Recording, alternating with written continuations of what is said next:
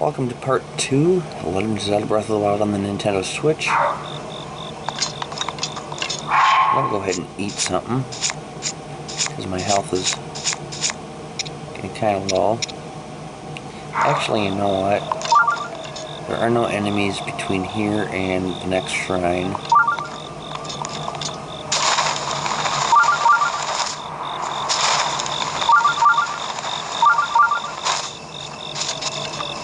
So I'll just wait until the shrine.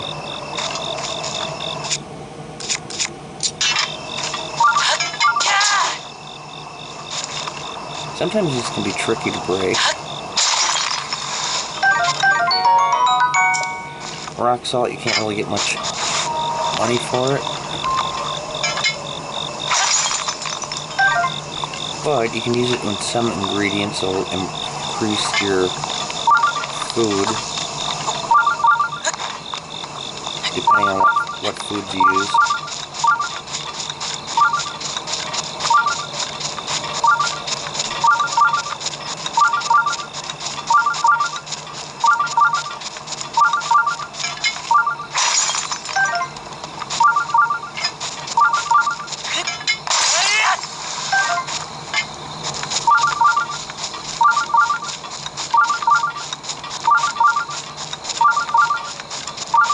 So we're heading towards Kakariko Village.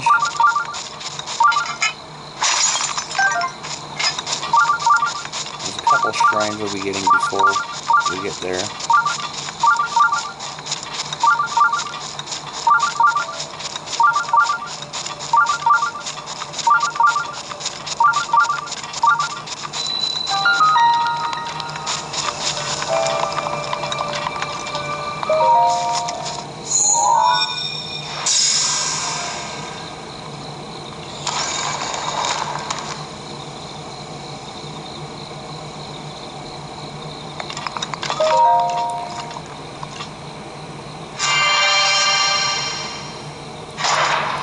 Some of these shrines can be fun, some of them can be easy, some of them can be a little too challenging.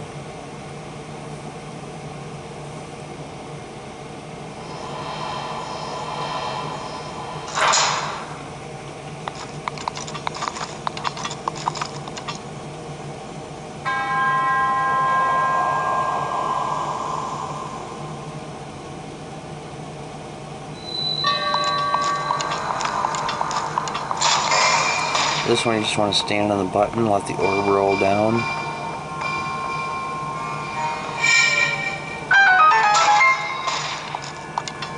If you fall off the edge here, you end up losing a heart, which I don't understand how, like, you fall off a tower and hit the ground, you'll lose all your hearts and die, but if you fall off like an endless pit, you'll just lose one heart. Okay, this one you have to time it. You have to step off of it right up there.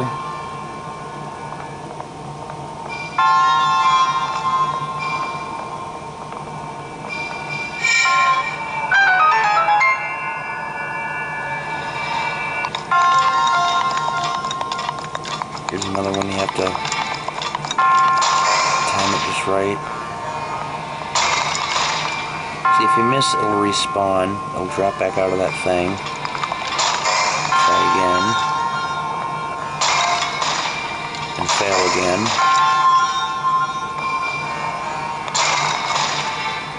There we go.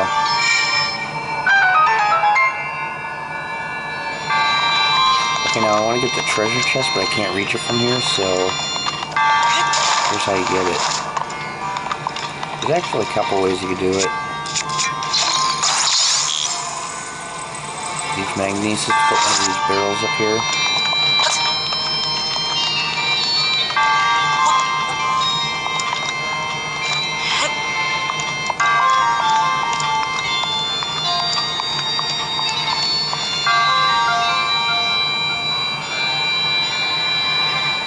So I'm going to set that barrel on that button there, and that'll tilt this ramp again so I can get that treasure chest.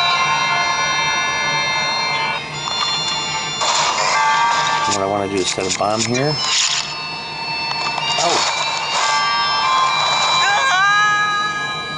I wasn't quick enough.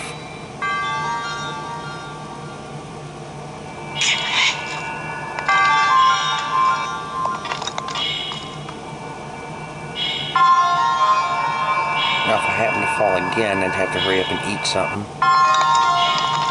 before I went down.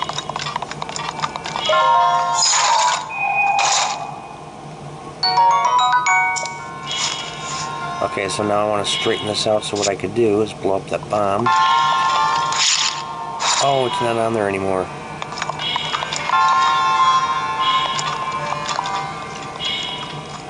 That's messed up.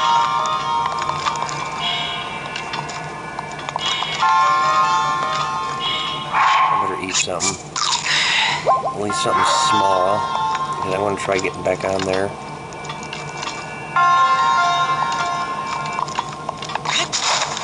Seriously? So how am I supposed to... this has never happened to me before. It's a good thing I ate something.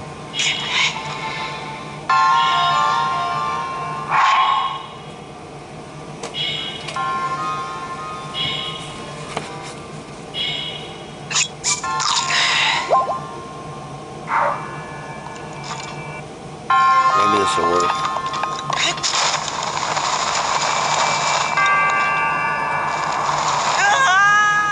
Or not. Okay, there's only one thing I could think of. I hate to do it, but I don't have to waste a bomb arrow.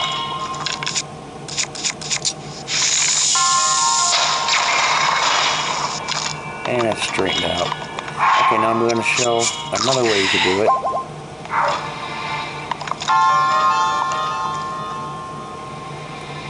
I've never struggled at this shrine before in my life. See, now normally I would have set the bomb by the barrel, blown it up. Apparently you fall off, you lose it, but you step on this, use stasis on the button,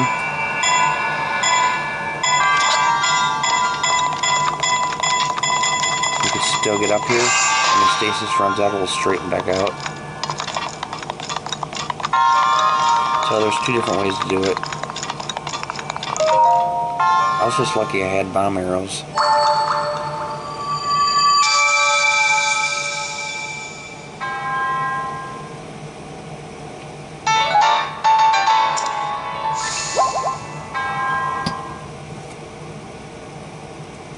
It was a good thing I chose to eat something before attempting those, because if I would have lost that last heart, I would have died.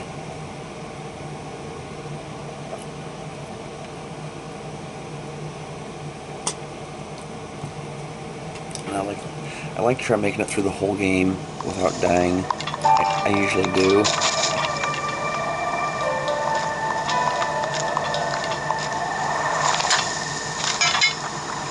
Oh, you know what? I got my climber's bandana, so I'm going to go ahead and put that on.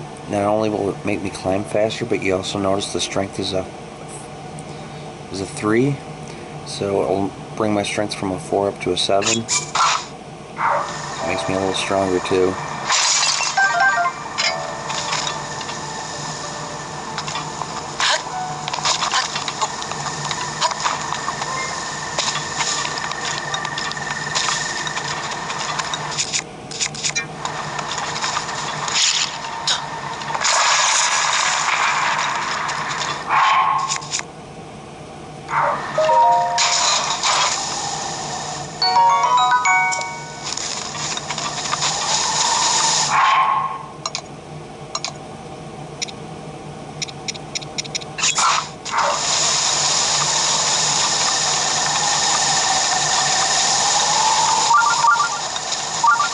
Okay, there's an enemy camp up here.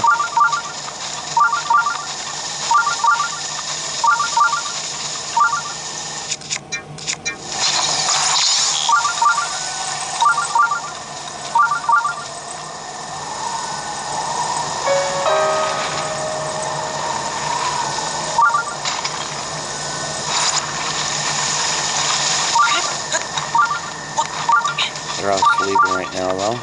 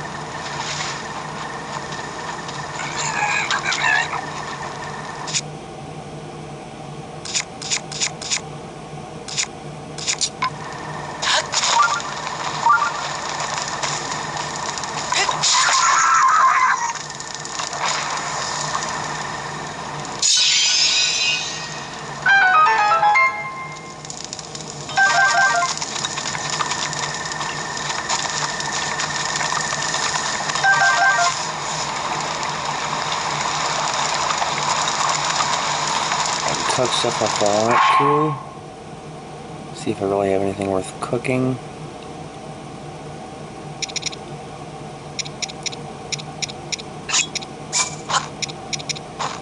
You can only throw 5 items at once into a pot.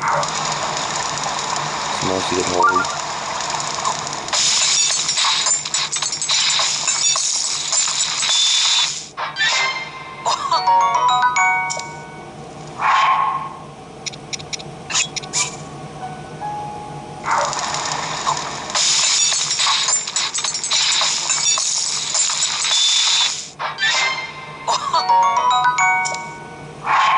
Should have cooked 2 of those together. I'll add salt. No, I guess I won't because I don't have much salt. Oh, I do have some stamella shrooms though.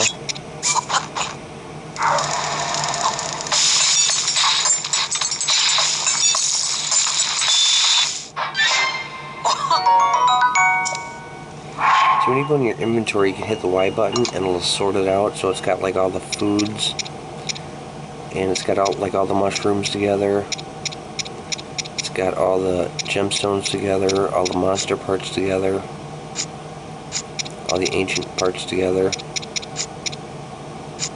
Because otherwise when you collect something new, it just goes to the end.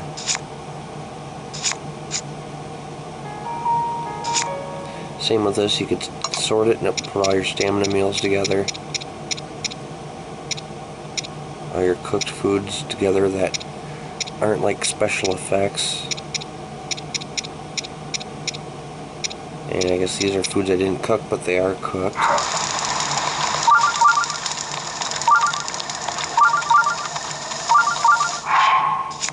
I don't think I need a weapon.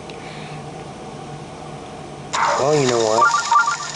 I'll actually get rid of this one. And here I can get a boomerang. Strength is an 8.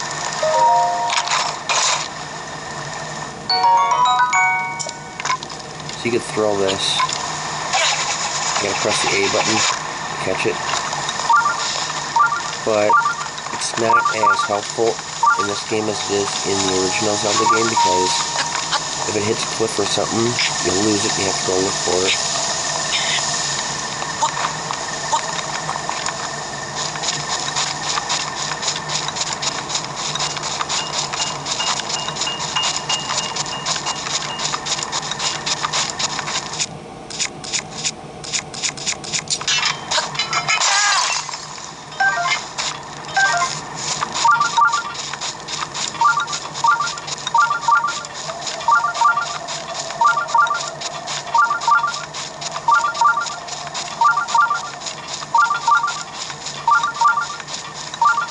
Yeah, playing this game for the first time is just really exciting because there's just so much exploration.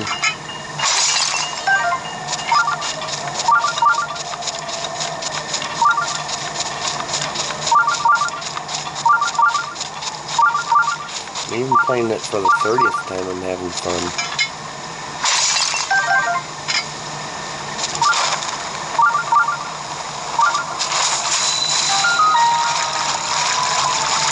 This one's got spikes around it.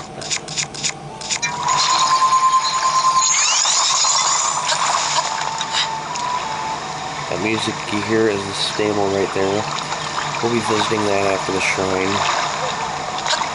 Talking all about it. When I beat the shrine, those spikes will be gone.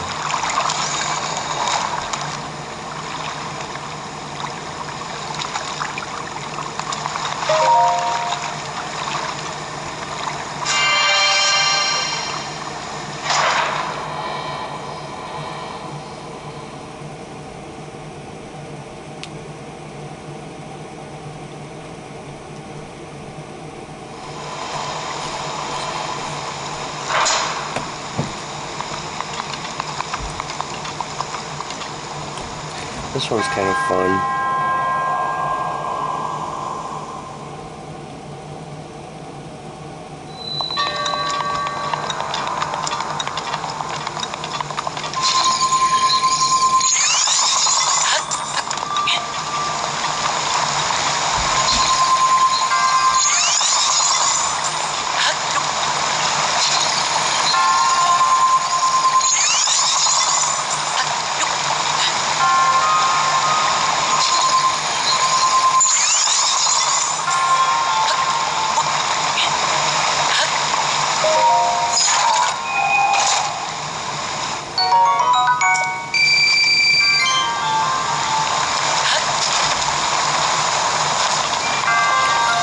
you got this big orb.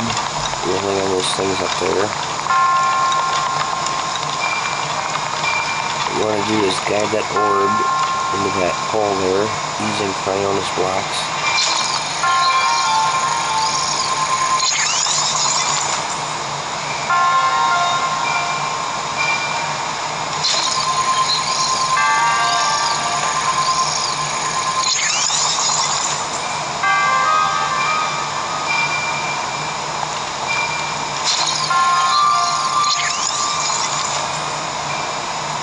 It just keeps respawning.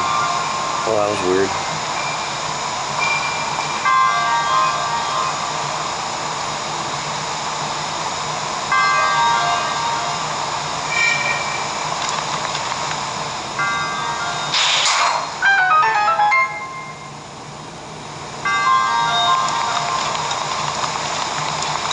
One time I tried climbing to see how high up there I can get, but I kept falling and decided to give up trying.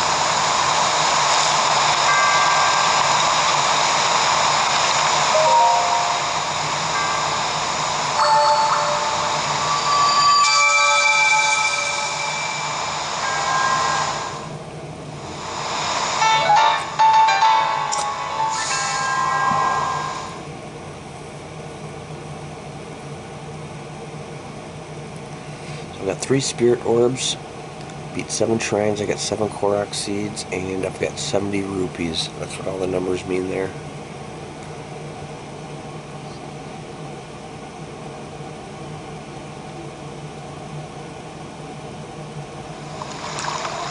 Now we're going to visit our stable. Now if you look at the map, you won't see the stable on here right now, but when you get close to it,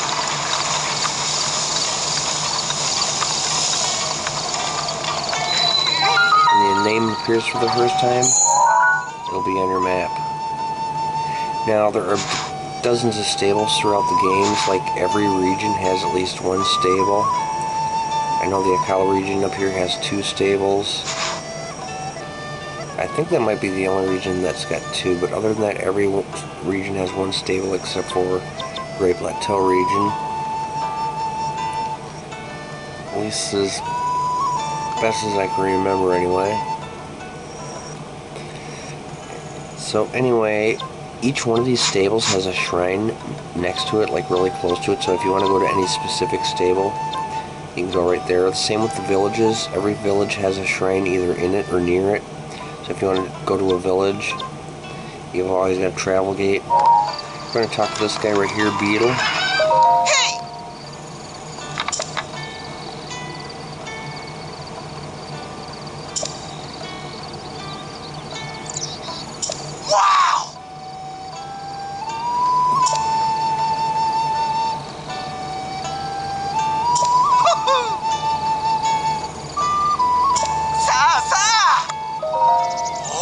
So he's the guy I'm always selling stuff to. So I'm going to sell him my ambers.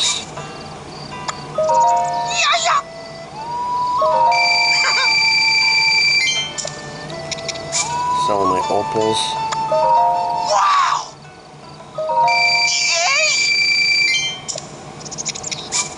Topazes.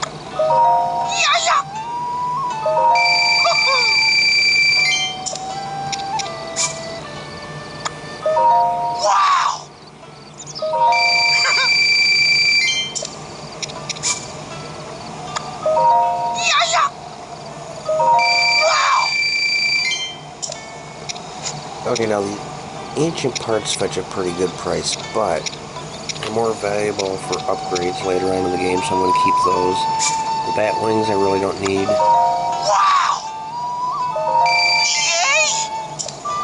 But now the Peace eyeballs, choo-choo jellies, bokoblin guts, I don't want to sell any of those either. At least not now. I'm going to go ahead and sell these clothes that I don't wear anymore.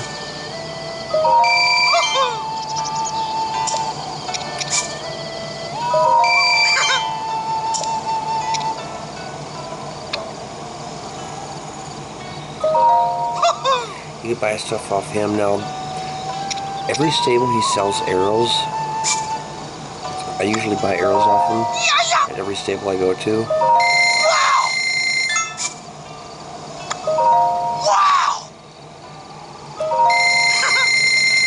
So every single stable you go to, you're going to see the 2 bundles of arrows there.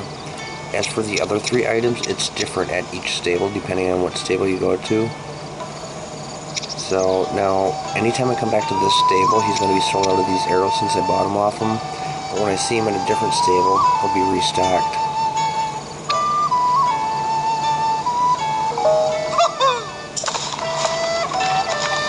Okay, so at the stable, you can talk to these people and do side quests for them. Sometimes they'll give you rupees. You can spend the night here and it'll refill your hearts, or you can it's kind of like sitting by a fire. You get to choose sleep until morning, noon, or night. You can also register a horse here and store him here, and I'll show you how to catch a horse. They're kind of hard to catch. But there's a few horses out here.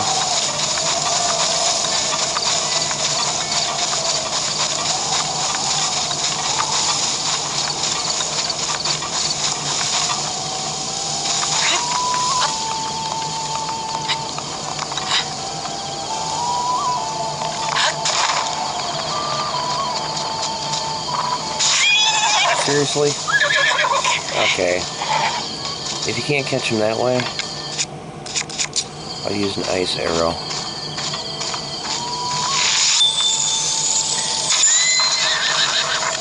Now when he thaws out, I'm going to keep tapping the A button, so when he thaws out, I'll jump on him. And then I'm going to want to keep tapping the L1 button to soothe him. Okay, that one I didn't have to soothe, which is pretty cool. A lot of times you have to keep pressing the L1 button, or it'll start bucking you off. So I want to register him as my horse. Hi.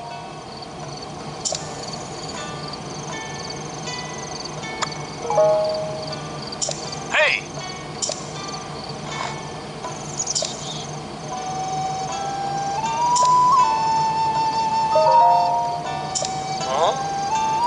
See, it shows the bond right now is 0. So that means it's going to be not very easy to ride until you get your bond up to 100.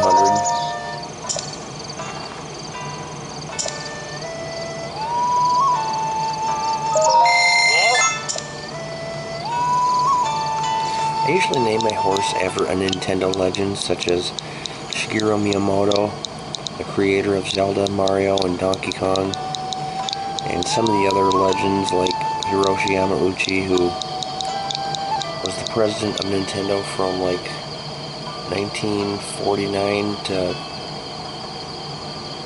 2002.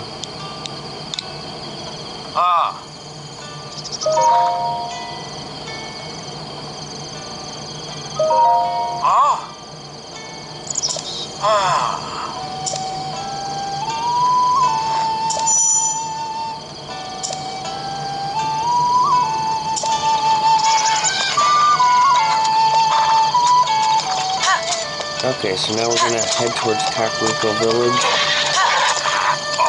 See, the horse starts walking like he's drunk. Keeps doing that. You gotta keep tapping the L1 button to soothe him.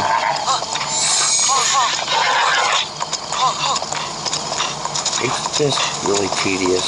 I mean, I understand the purpose of it, but I think they went a little overboard where you gotta do it way too much.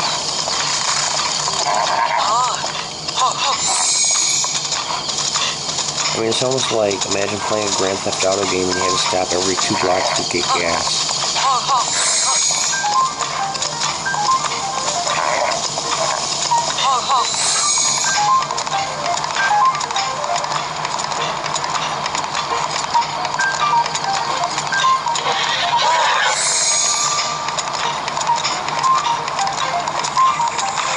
This horse isn't very fast.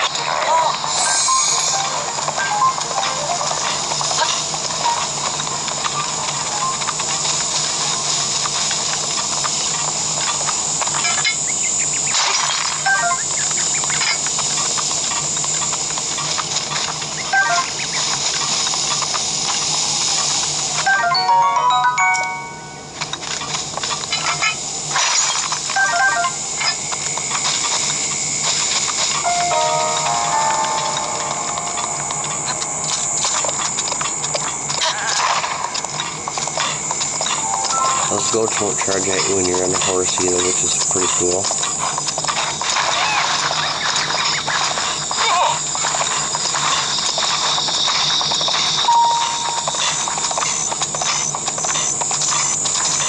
And here's where we meet Hestu, like I mentioned him in the last video.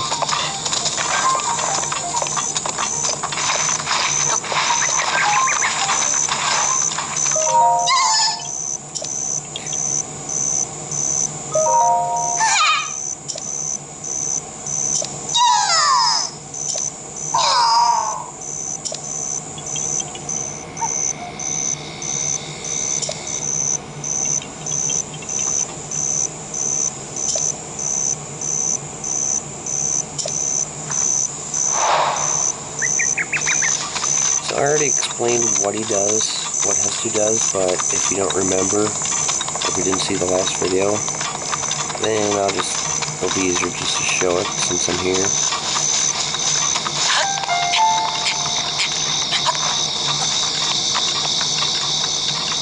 Okay, there's some bokoblins down there. Now, I want to attack them, but I don't want to knock them off the cliff,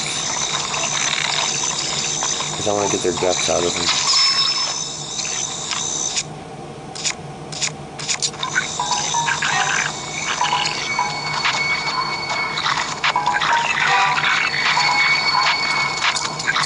I want to get him closer.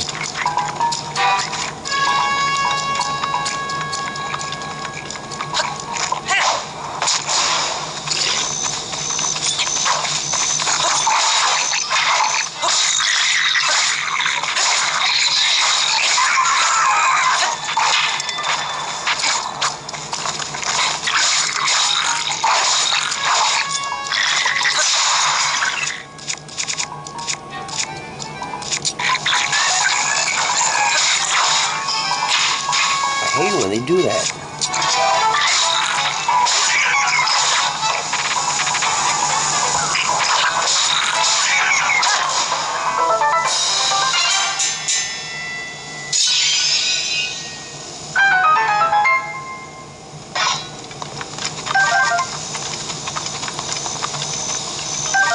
Seriously, none of them dropped any guts?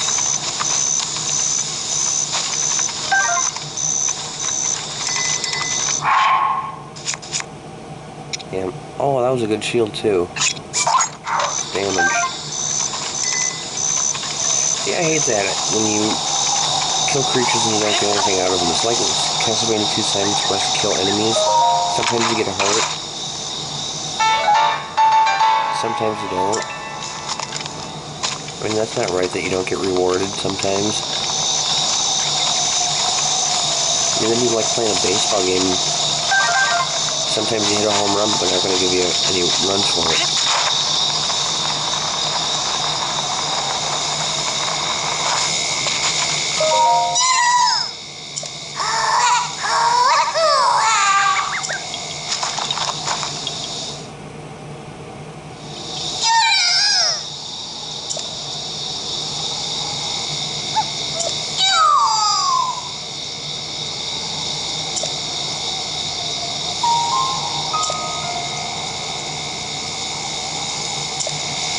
Okay, so, since I do have Korok seeds, I'll talk to him.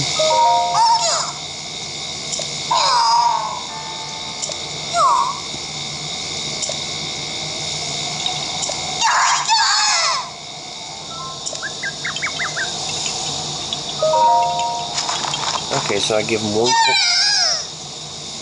Korok seed, and I could choose which stash to get expanded. I'm going to go with the weapon stash.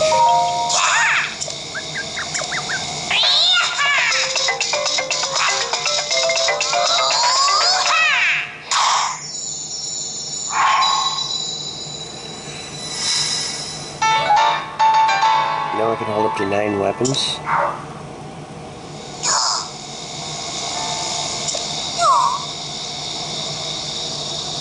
So now if I pick the bow stash or shield stash, it'll only cost 1 seed because I haven't had them expanded yet. But since I already had the weapon stash expanded once, the second time cost 2 seeds. Then it's Then it goes to 3 seeds, and then 5, then 8, then 12, then 17.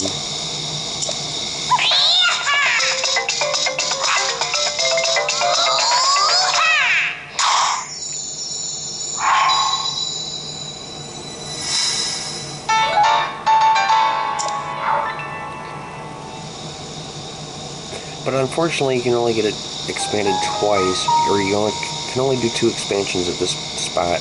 You have to wait till later on in the game to do it again.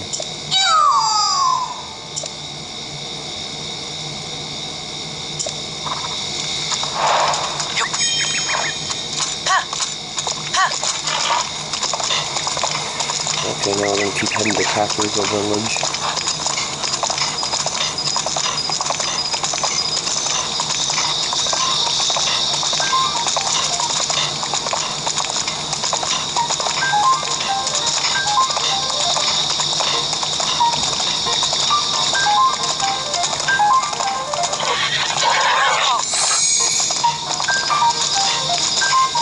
Okay, get another Korok seed here.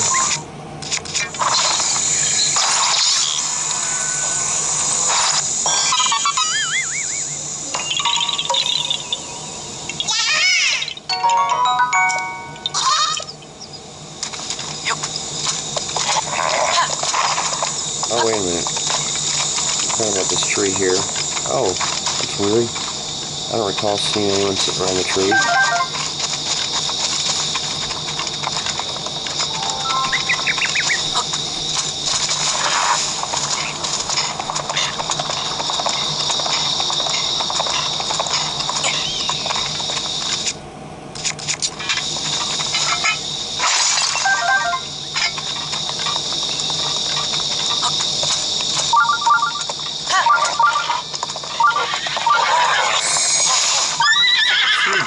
Horse acts like he's drunk.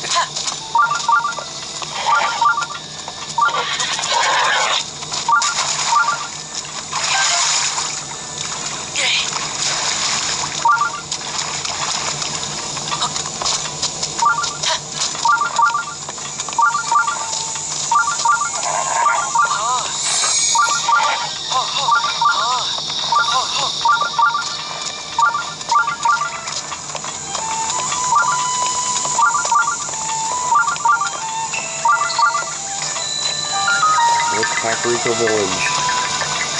Each village has its own tune, whereas stables all have the same tune.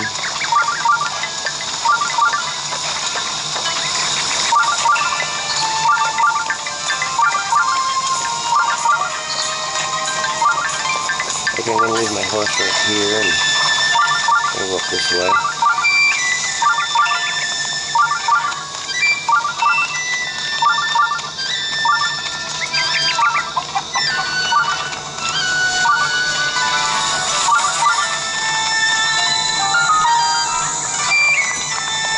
Here's the Taloneg Shrine. This is where you learn how to fight.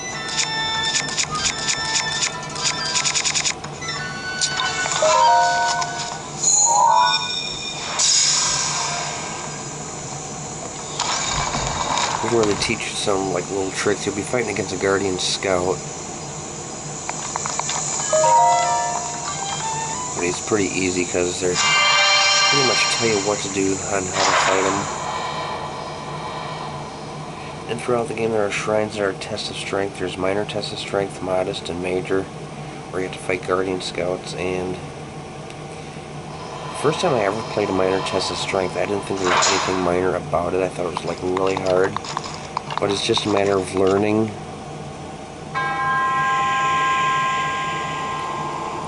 Kind of get their pattern down once you get used to them.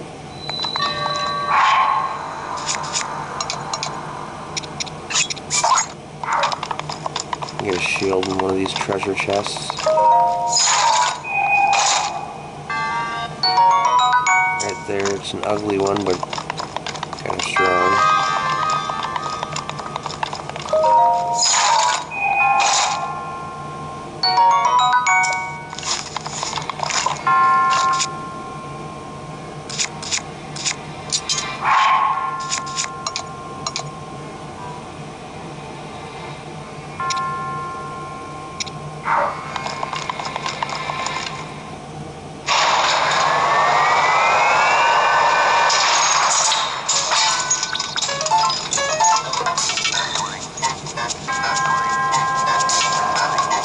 So you already see me do a side hop in the previous video. I'll be doing it over and over again.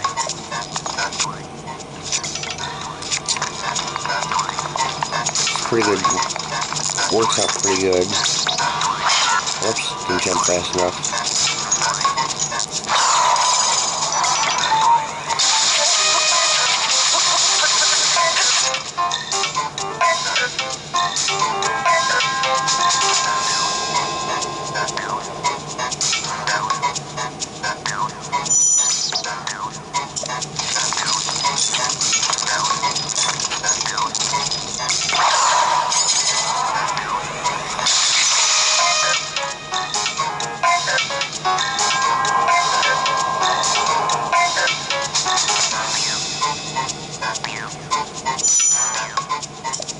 Okay, now we're going to do the shield parry.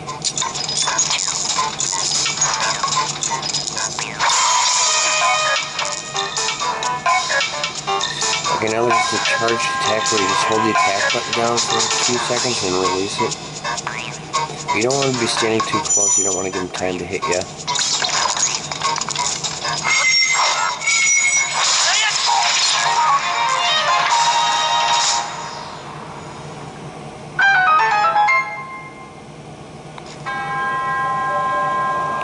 See, I learned this when the very first time I played, but I never really tried them against never really tried these strategies against enemies. Except for that, well, the shield parry, I was probably like in the 3rd or 4th playthrough when I got the shield parry down. But as far as the backflips and side hops, I never really used them until maybe just a few playthroughs ago.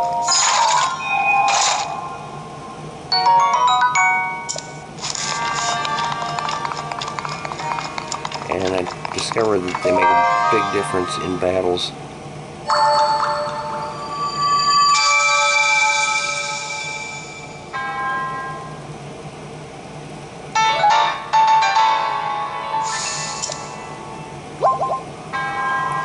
So now I got 4 spirit orbs and get a heart container, and there's a statue right here in Kakariko Village where I can get one.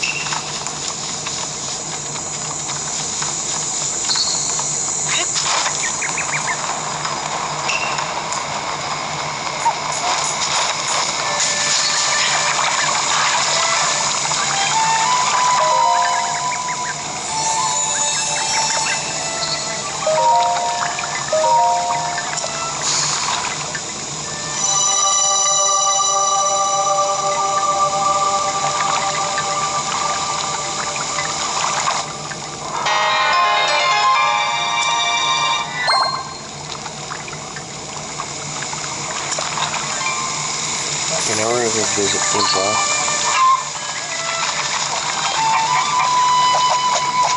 There's like the 2 guards, Kato and Dorian.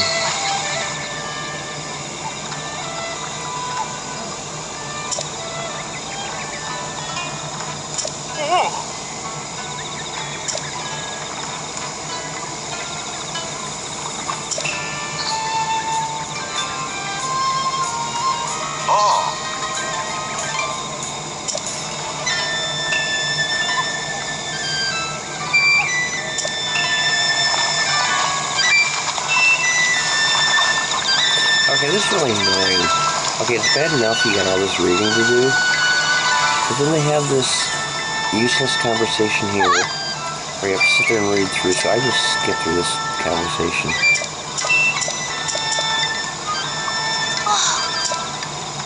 Is that really all necessary?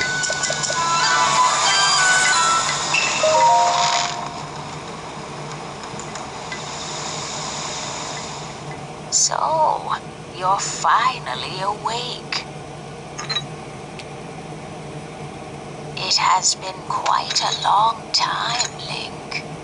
I am much older now, but you remember me, don't you?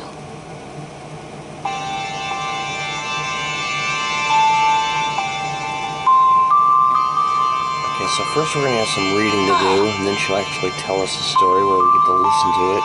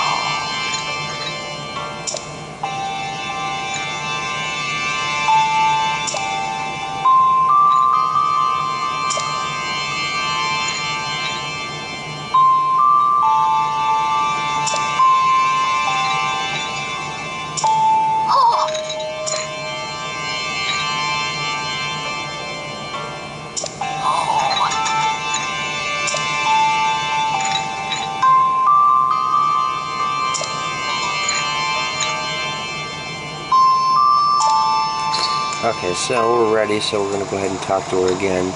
She's basically going to tell me that pretty much the same story the king told me, just in her own words. And it's like the game really wants you to know the story about the champions and the divine beasts. So I think that's why they tell the story twice.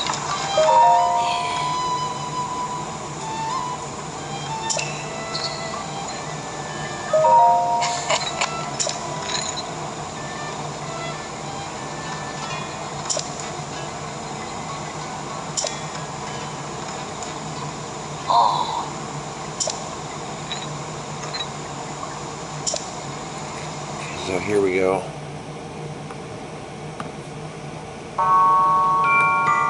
The history of the royal family of Hyrule is also the history of Calamity Ganon, a primal evil that has endured over the ages.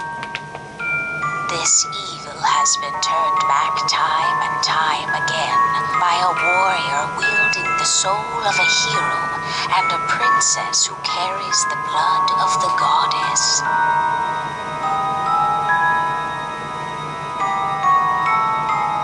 With the passage of time, each conflict with Ganon faded into legend.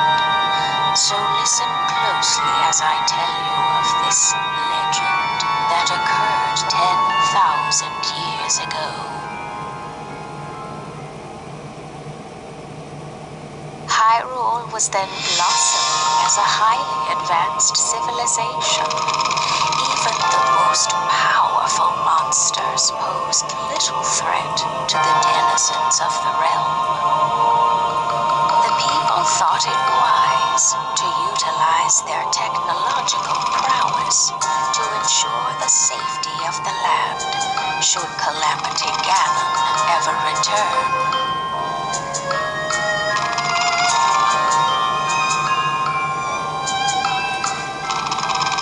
Constructed 4 mechanical wonders that came to be known as the Divine Beasts. They also built a legion of autonomous weapons called Guardians. The Divine Beasts were piloted by 4 individuals of exceptional skill from across the land. And thus, the plan to neutralize Ganon was forged.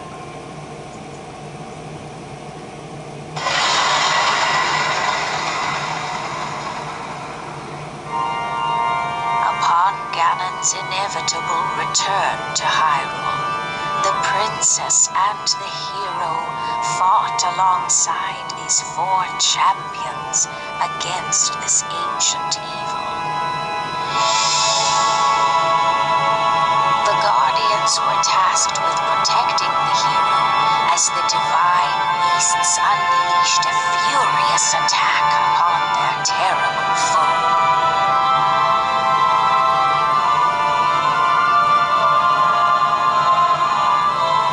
And when the hero wielding the sword that seals the darkness delivered his final blow, the princess used her sacred power to seal away Calamity Ganon.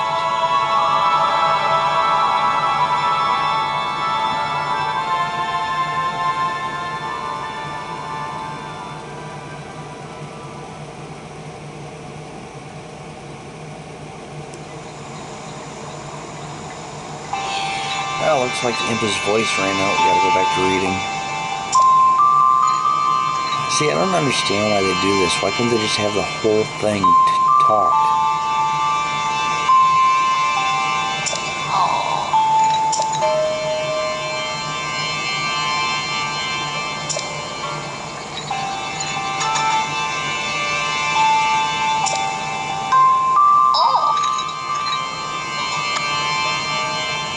Okay, I'll go ahead and ask for Divine Beast so she'll explain them more.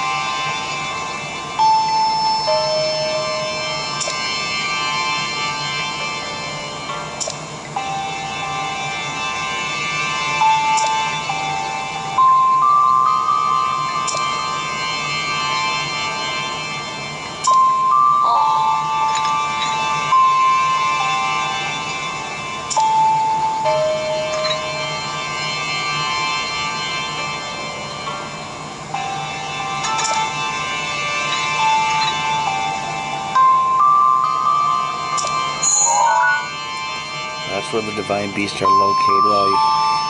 One on the top right is the first one I'll be making, the one farthest east is the first one I'll be doing. And then the one northwest is the second one. Then the one northeast is the third one I do. And then the one southwest is the fourth one.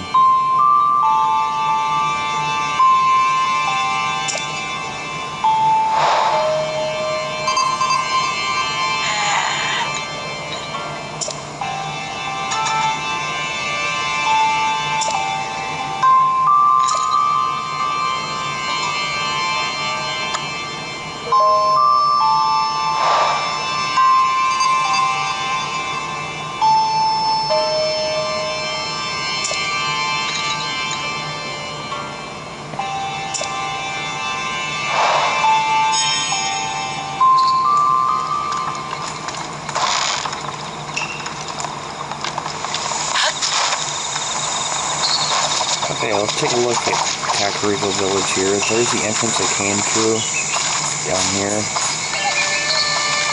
You get your statue right there to the left. Up here is a inn where you can sleep. Right here is a shop where you can buy fire arrows or regular arrows.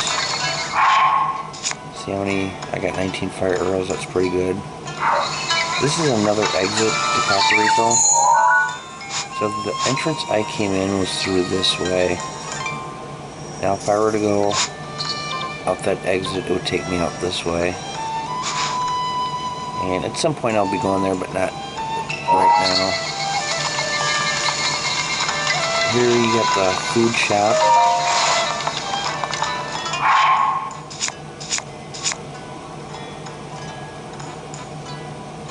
Just kind of looking at my stuff. So anyway, you got goat butter here, goblin guts, swift carrots, and bird eggs.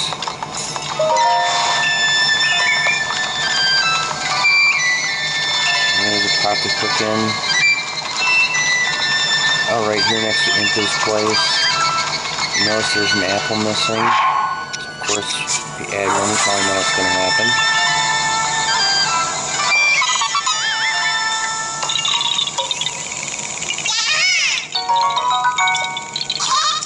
You can be a jerk and take the apple back, but you don't really need it. Okay, so anyway, one thing I forgot to do up here. Oh, we'll check out her clothing shop. Okay, so you got like Hylian clothing there. And stealth clothing, which we don't need, so I usually don't even bother coming here. I wait until I get to Hateno Village. I got soldier's armor.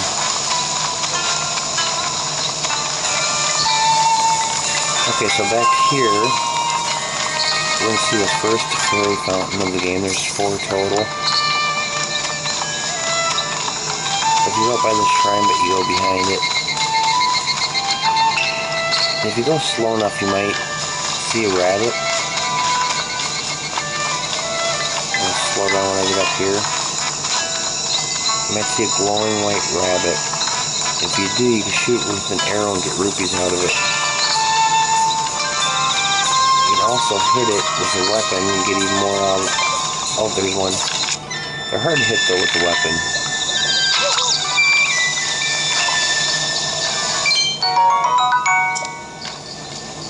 They run too fast. If they happen to run right by you, they might be able to get it.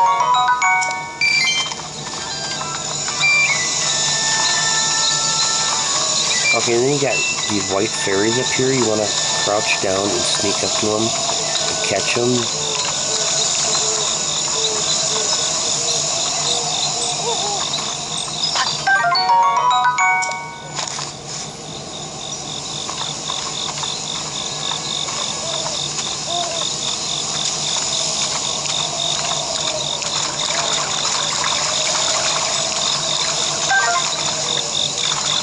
Catch as many as you can. Because this is the point in the game I was talking about. If you can get this far into the game without dying, you're pretty well set throughout the rest of the game, for the most part. Unless you're extremely careless, because when these fairies, when you lose your last heart, one of these fairies will fly out of your pocket and refill up to 5 hearts.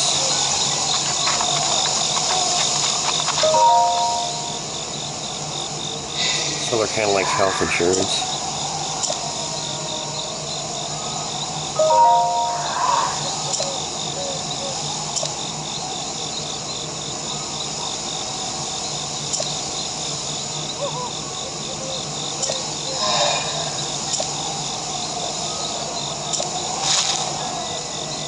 The first fairy fountain you run into will charge you 100 rupees.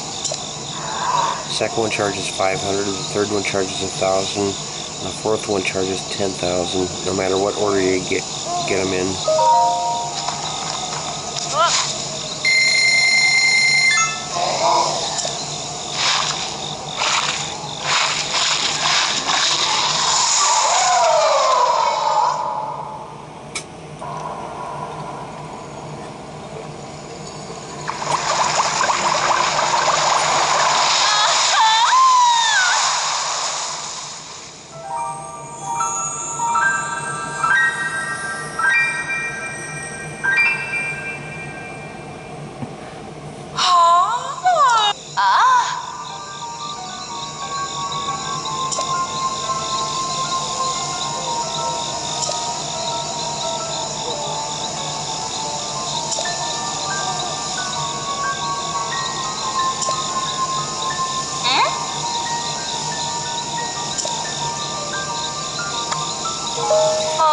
We're not going to worry about it right now. We'll wait till I get the armor.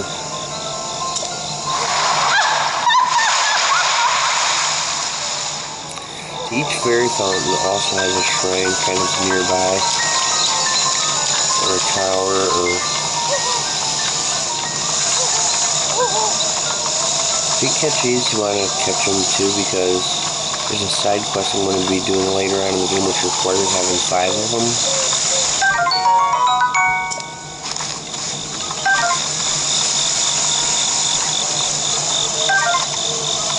I just need 2 more.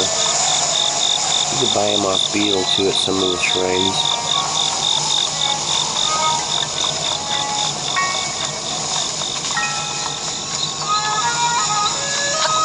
I noticed the music inside the villages goes slower at nighttime than it does at daytime.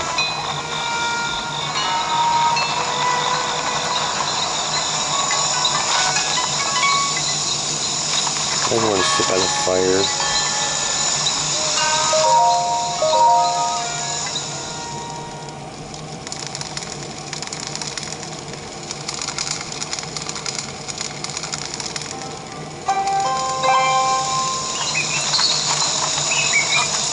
Okay, now we're going to head towards Patino Village. Horse won't run inside of villages. This is the fastest he'll go.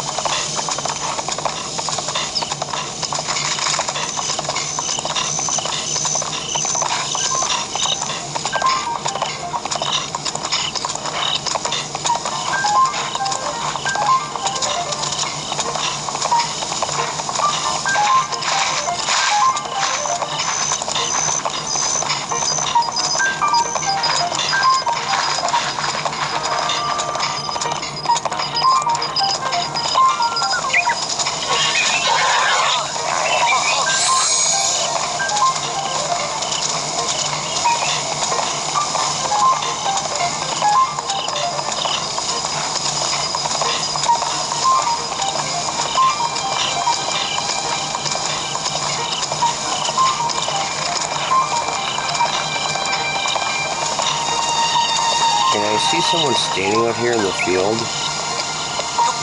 I'll kind of go show who they are.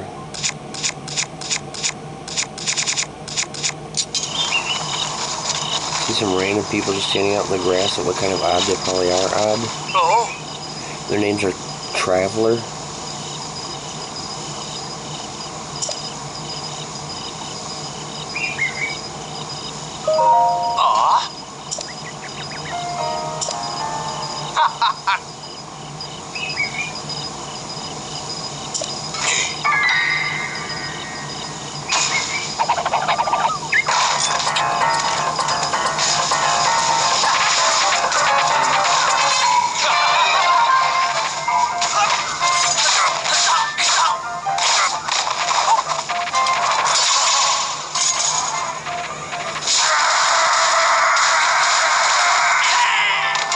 That's pretty cool. So anyways, the Yiga clan is a group who worship Ganon, and they were out to kill Link and Zelda over 100 years ago. But they went into hiding after they thought Link and Zelda were both killed. But now, the reason why you see them after Kakariko Village is because somebody there is working with the Yiga clan, and they went and told them that Link is still alive. And we'll find out who that person is later on in the game. But you can avoid them too. Anytime you see some random person standing out in the grass that look kind of odd, chances are it's a Yiga clan member, so you can just avoid them if you don't want to fight them.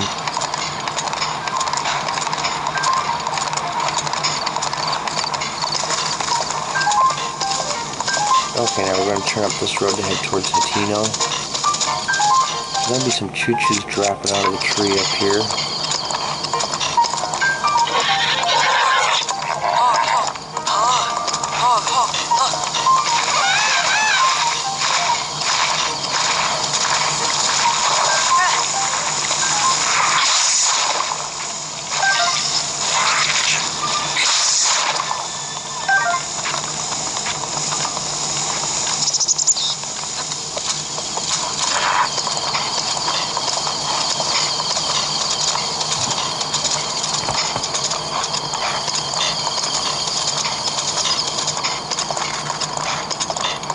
We're not going to worry about the brown book-eyed ones. We're just going to go after the blue ones because we want to get the guts out of them.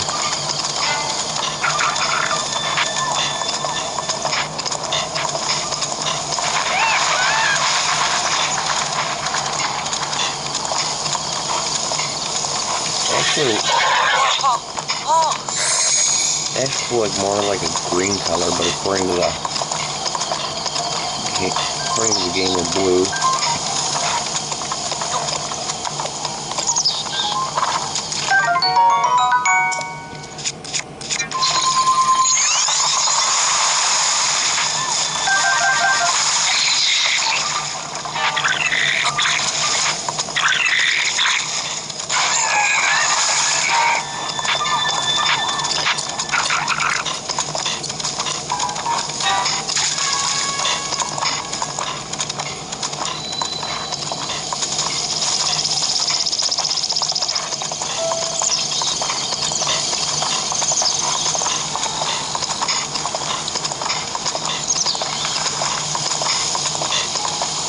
There's an enemy camp over there, but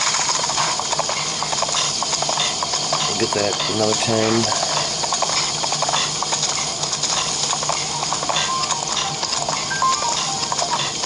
This music you hear right now while riding the horses, if you ride long enough, you'll hear a little bit of the original Zelda theme. Okay, there's a Yiga clan member.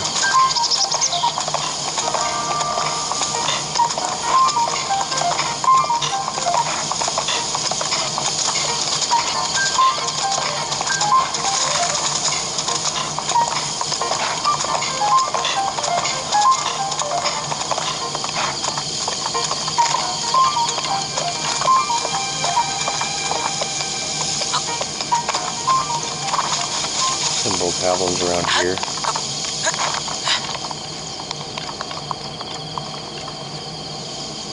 Must be on the other side of that rock.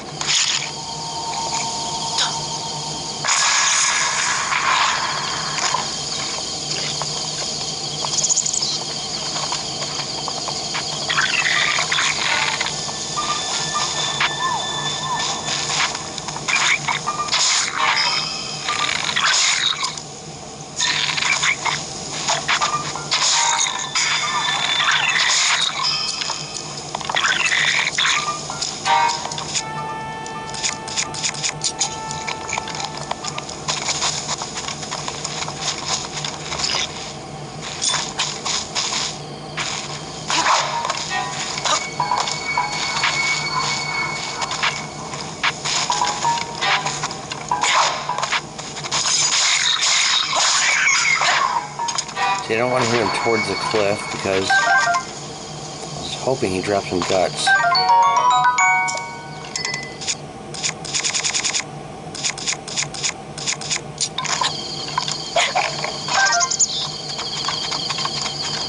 Okay, I'm going to go up here. First I'm going to place a pin on this tower up here.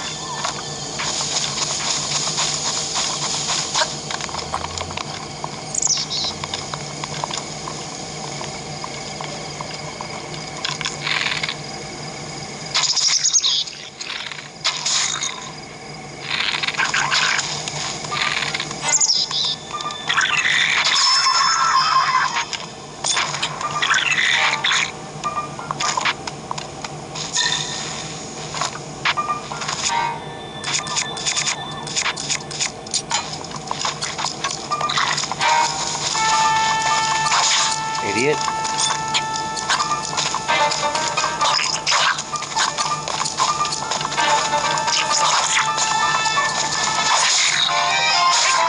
Seriously? Okay, look at it. I'm facing this way. How did he go flying that way? See, the game just cheats. It knows I'm after guts. Like, knows exactly what I need and it's not going to give it to me. That's the one thing that bugs me. I used to see things like that happen all the time in this game. The most unlikely things. Not ready to fight a moblin quite yet.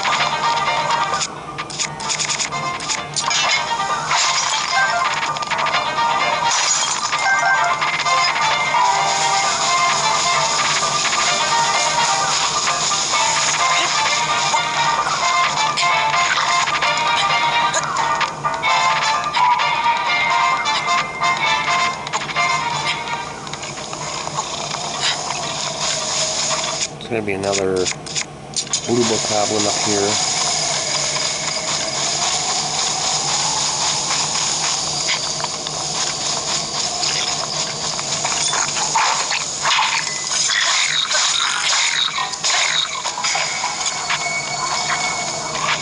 Seriously? Okay, how many is it in a row now I didn't get any guts out of? 3?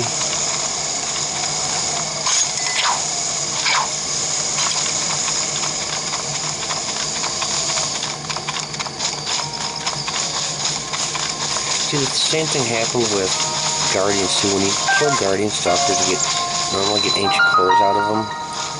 Well, there was one time I had 4, I needed one more to have 5, and I killed 11 Guardians in a row without getting an ancient core out of them.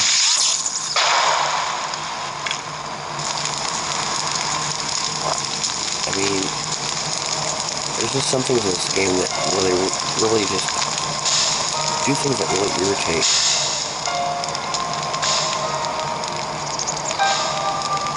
See, you gotta burn all these things. That's why if you don't have the fire arrows when leaving Kakariko Village, you probably want to buy some.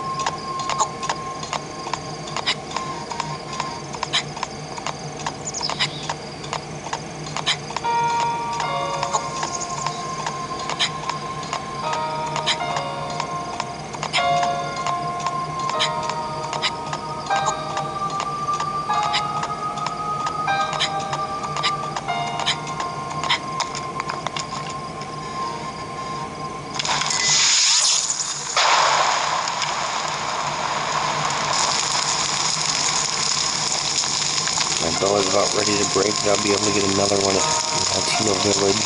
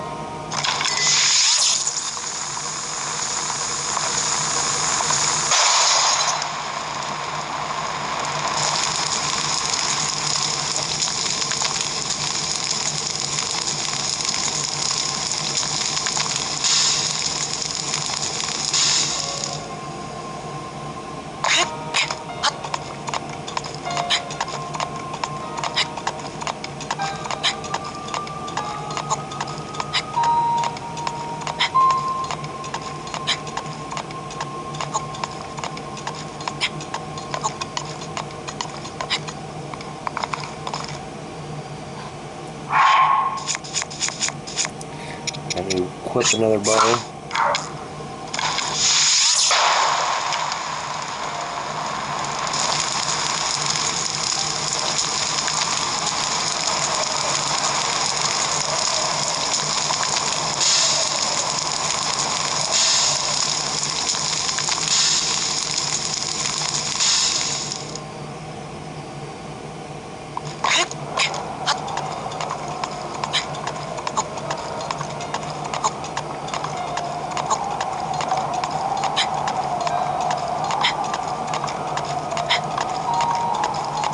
I usually go the exact same way in this game every time.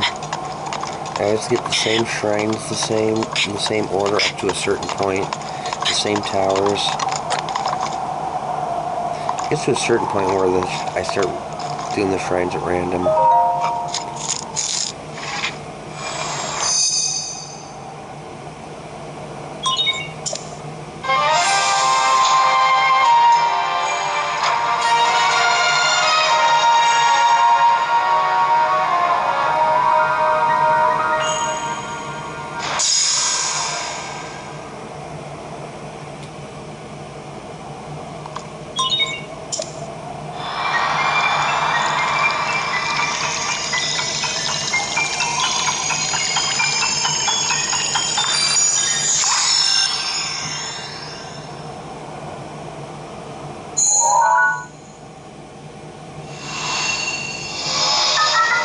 There's the Latino region.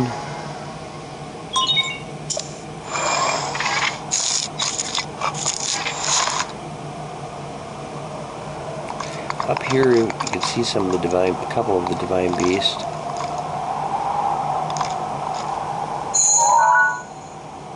See that one flying around right there? That's Meadow. That one's a mechanical bird. They're all machines, but they look like animals. Another one you might be able to see, sometimes you see it on the volcano. It's Rudania, it's a mechanical lizard. It's probably on the other side right now. Occasionally when you look up there you can see him walking around, climbing around the mountain.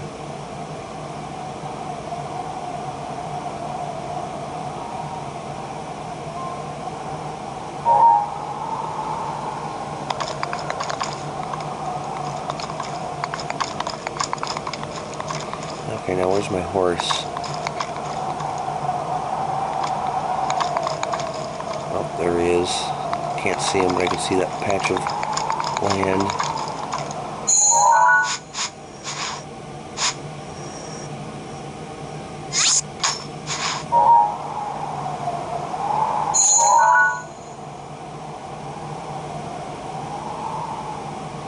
Still can't see Rudania.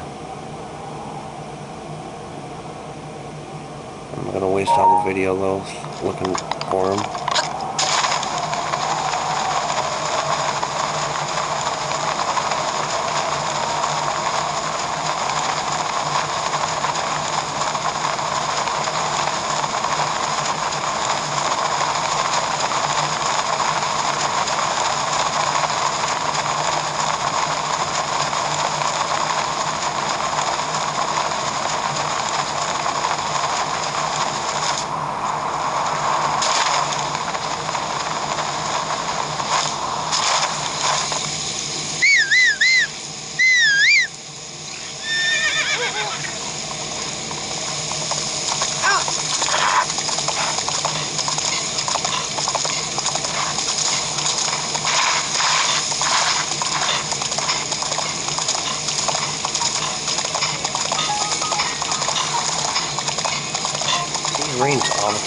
game. Okay, now this fork in the road right here, you want to take a left. If you take a right, you just keep going in circles.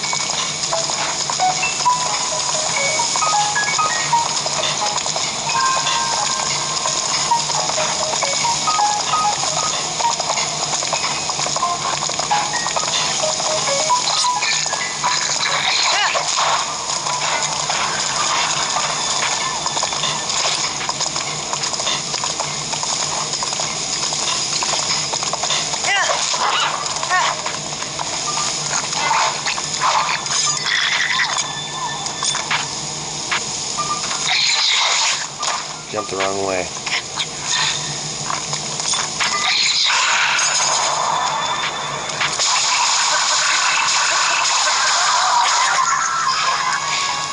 See, look at that. That is like every time in a row now. You hit a bokoblin and something happens where you don't get his guts. Either he doesn't drop any or he goes flying off a cliff. Or do they think the players are too stupid to notice it happens too many times to be a coincidence?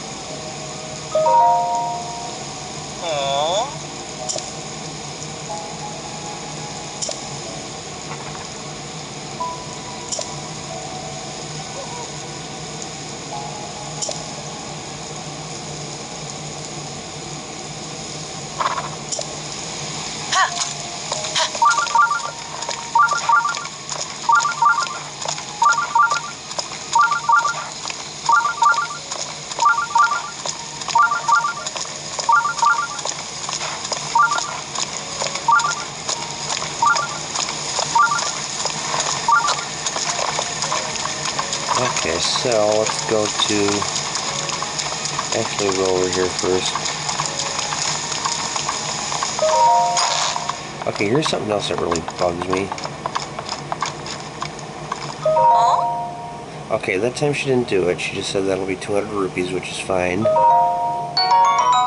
now, I'm sure she'll do it at least once or twice.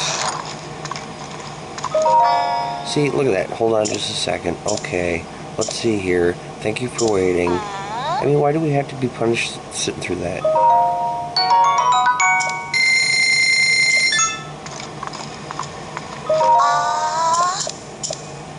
I mean, it's bad enough it's 2017 and we have to read text boxes as if it's 1988. And then they have to drag it out with all that useless text. As bad as Zelda 2 where the guy just says, I am error. At least that was short, though. Okay, I'm going to change into my soldier's armor.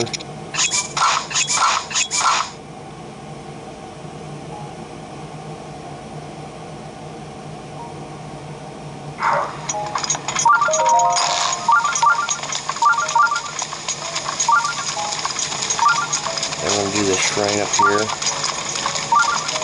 I probably could have sold her stuff, but I don't have a whole lot. This shrine is one of the most annoying shrines in the game.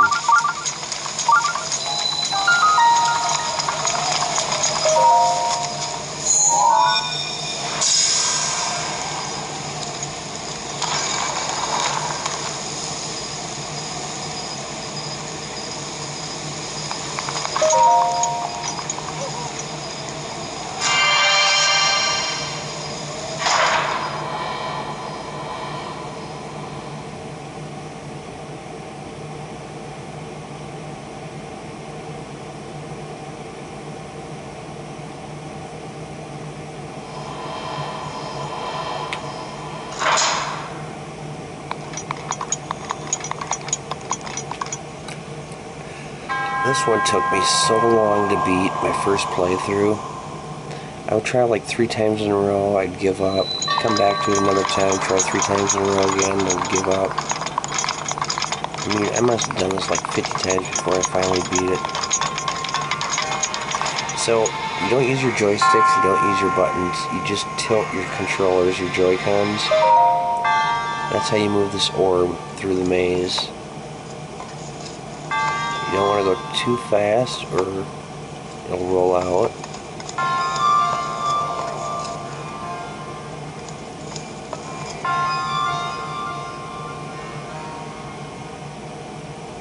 See, these take patience, and that's one thing I've never really had.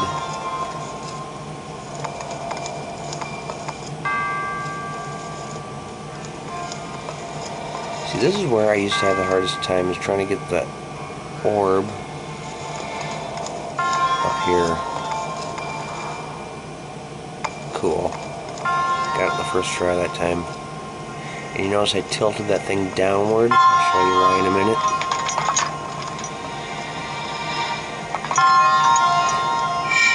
See, I'm much better at it now. Doing it for the first time, like, was really hard.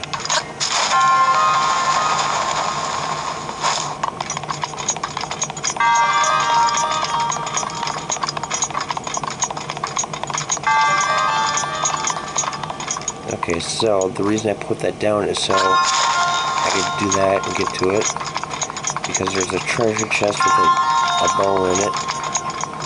Phrenic bow.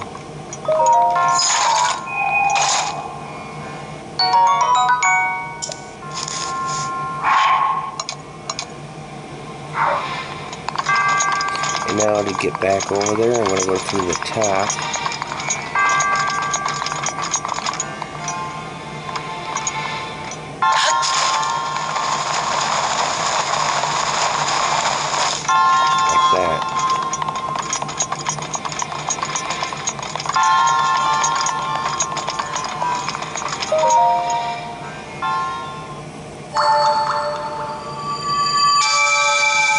There's a few more shrines that have apparatuses which involve like movement control. This one's one of the hardest ones. There's another one that's kind of hard too, but it'll be a while before we get to that one.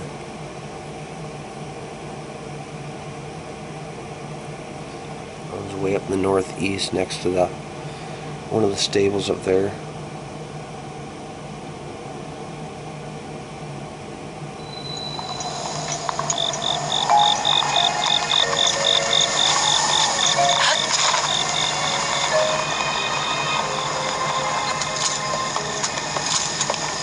Okay, now we're going to go up to the ancient Hatino Tech Lab. Need to get a heart container. Let's go by this building with all these weird rocks here. There's a statue right there. It took me a long time before I found that statue. I mean, I never really spent a whole lot of time looking, but occasionally I'd look and had no idea where it was.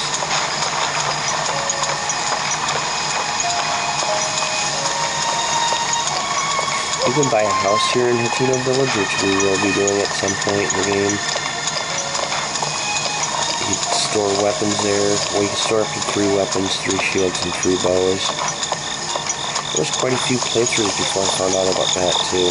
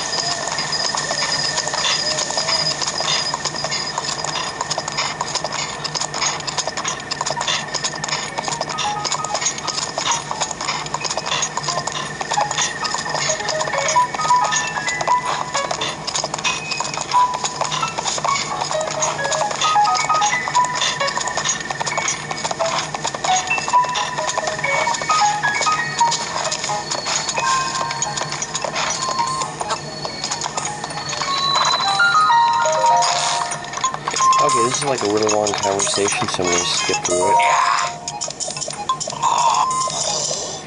See, why do we have to go through all this? This is like absurd. If I want to do all this reading, I just pick up a Zelda book.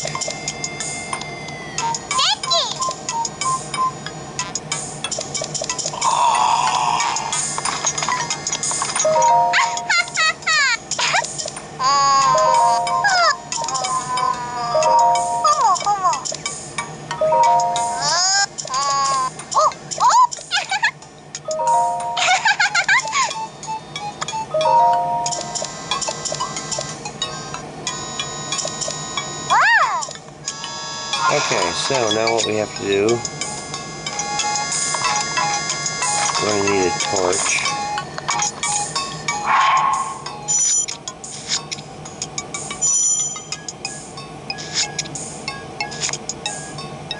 And I guess I'll break this one and grab the torch.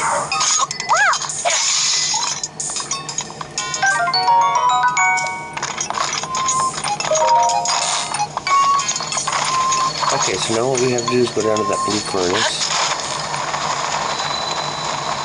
You have to light the torch, come back up and light the furnace, and hope it doesn't rain on the way up, because if it rains, your torch goes out on you.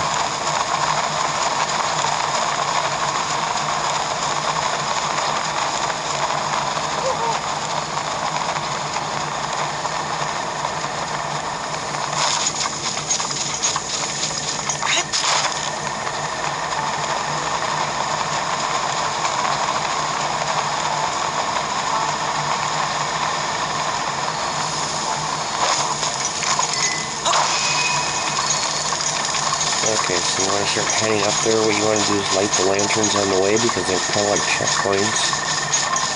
You don't have to light every single one. The very first time I did this, I wasn't sure if you had to light every single one of these or not, but actually you don't have to light any of them. But it does help if you do, because if, that way if it were to rain or something, you wouldn't have to start all the way over from back down to the bottom. You could just go to the last lantern that you hit.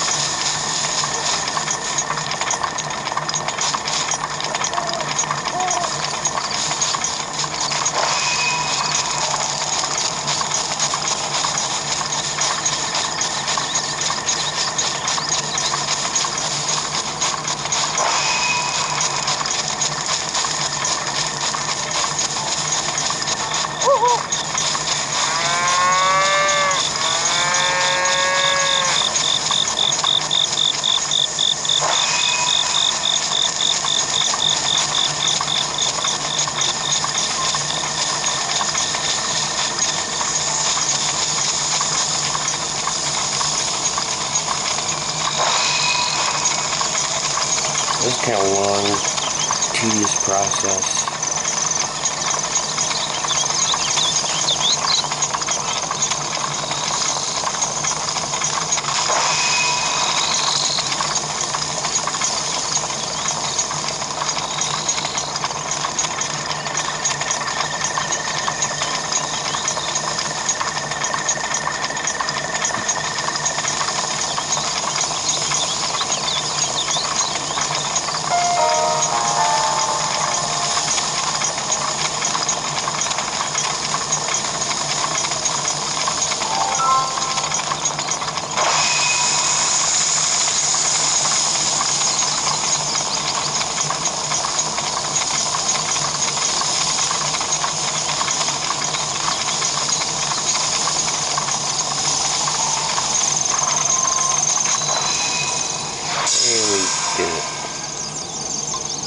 See, it just really annoys you when it rains, because it's like, what do you do now? Just stand there and do nothing? That was a bad idea they put in the game.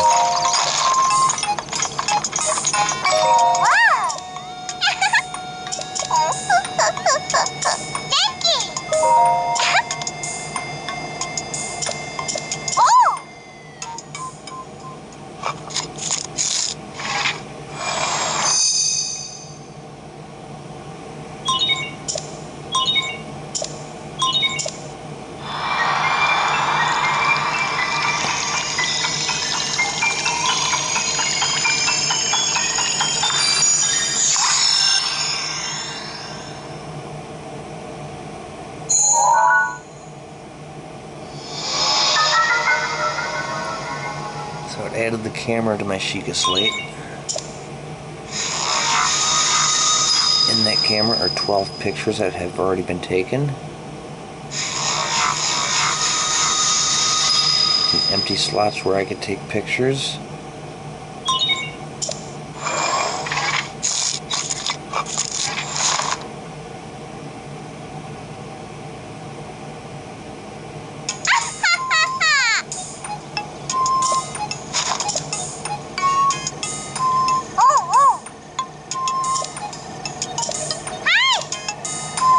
She wants me to take a picture of her. I think that's just to make sure you know how to use the camera.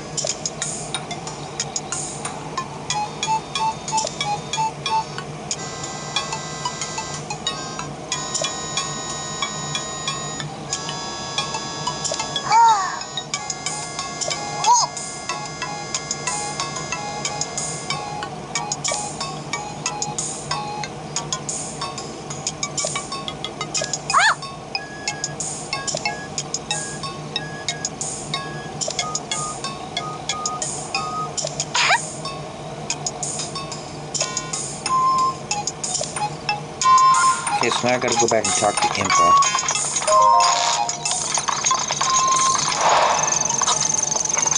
See, it turns out that these pictures here are locations around Hyrule. When I visit these locations, Link will regain a part of his memory where we'll see a cutscene. So, starting in the next video, I will get one of those in each video, except for in the videos when I do the Divine Beast, because those already have a memory with them. Each Divine Beast has its own memory of the Divine Beast and the champion.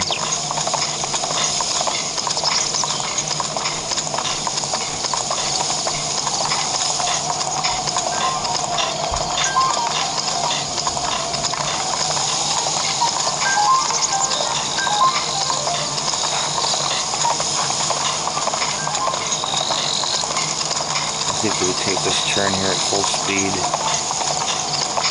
Cool.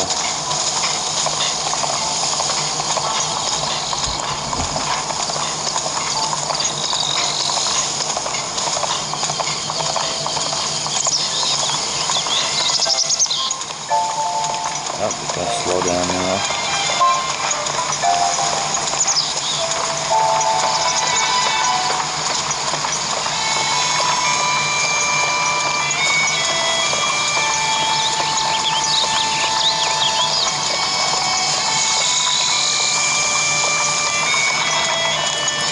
Oh, there's a store here too I forgot to show.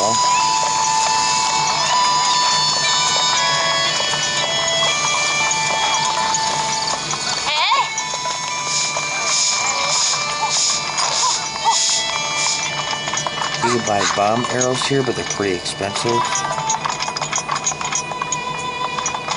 got fresh milk, hearty truffles, endure shrooms, bird eggs, Hylian rice.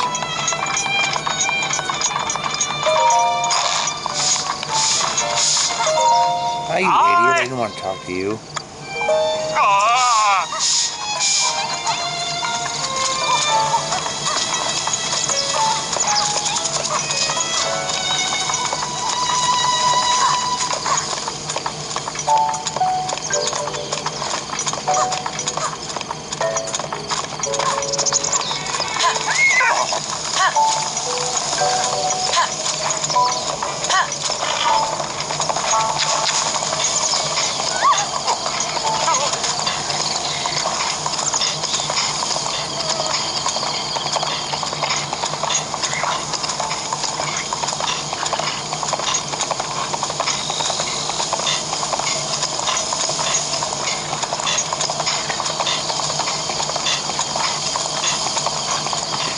my bond with my horse is up to 100% now.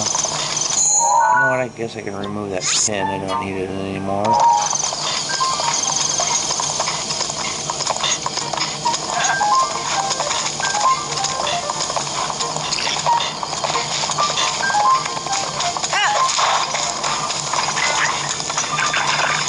Is that path again? You want to take the right this time?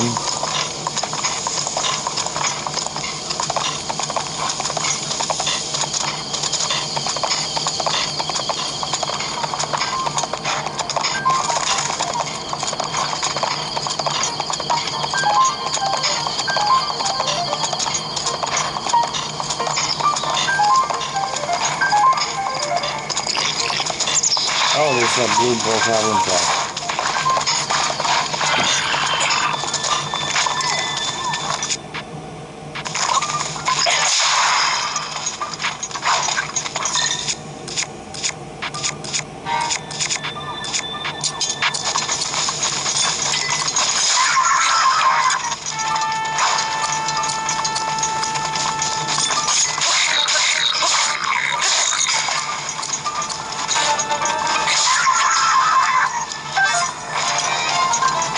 Look at that. What is it, 6 or 7 in a row now? I didn't get any guts out of them. See, the game always knows what you want, and they're not going to give it to you. That's where the challenge lies, is they're cheating.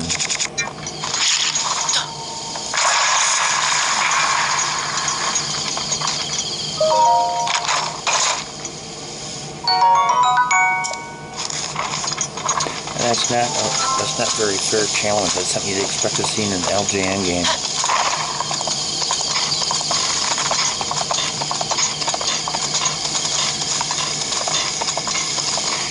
I mean, as I said, it's my favorite game, tied with Mario Bros. 3, but it does have its flaws, and I think that's one of the big ones there.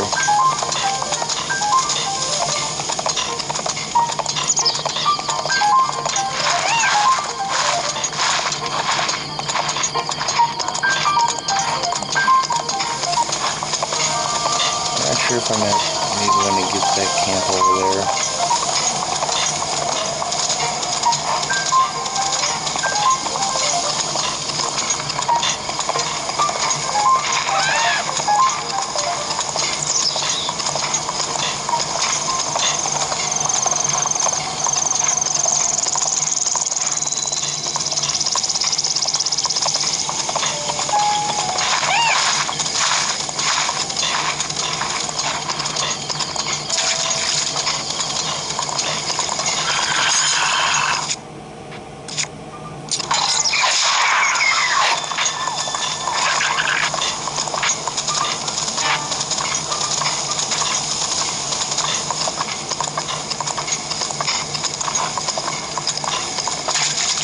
Yeah, occasionally you see people getting attacked by bokoblins. You can save them and they'll usually give you something for it.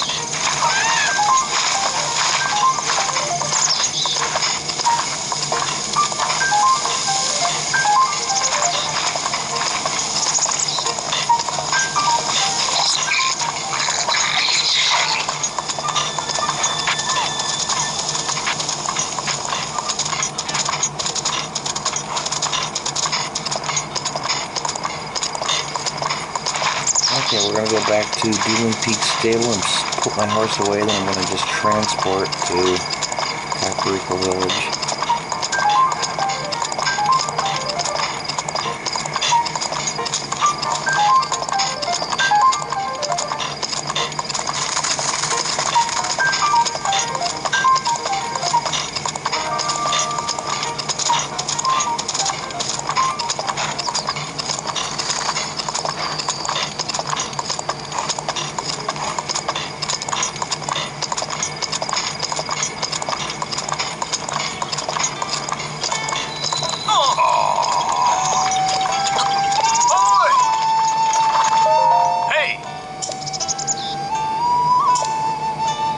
You know what? What am I thinking? I'm going to leave my horse out.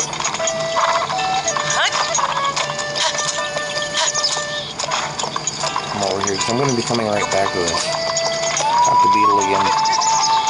Yeah. Sell him some more stuff. Oh. Yeah, yeah.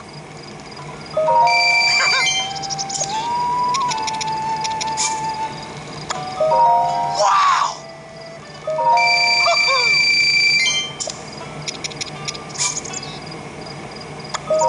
Yeah, yeah.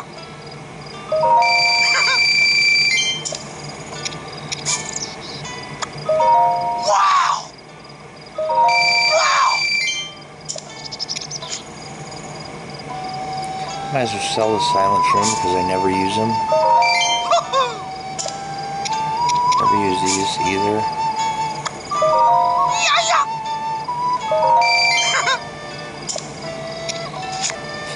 The climber's bandana, you can actually sell that for 600 rupees, but it's more valuable to use.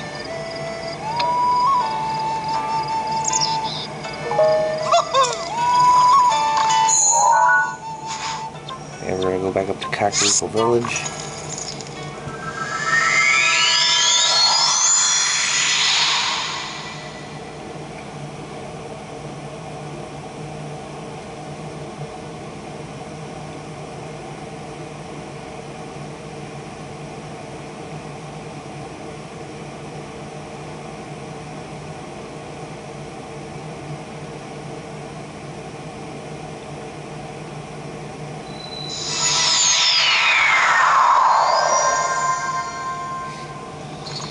Okay, let's see if I got enough stuff.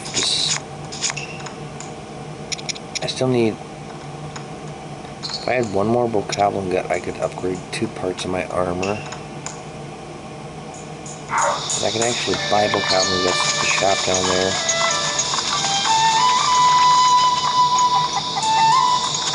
Well, I'll go ahead and upgrade 1 part right now.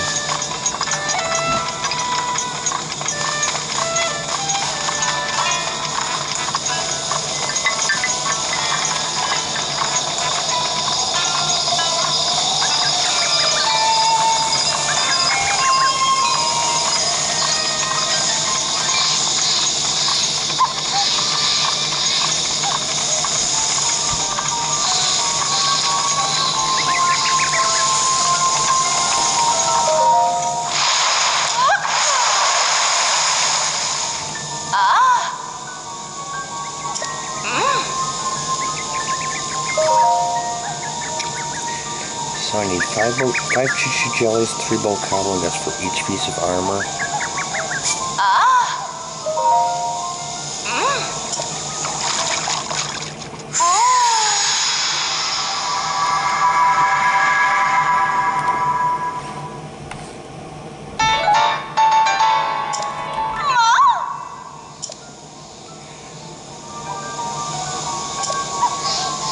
Here's another thing that's annoying, is that she talks about the set bonuses like all the time. Now I can understand maybe the first time going to a fairy fountain, or maybe like the first time with each fairy fountain, but then that's something up there.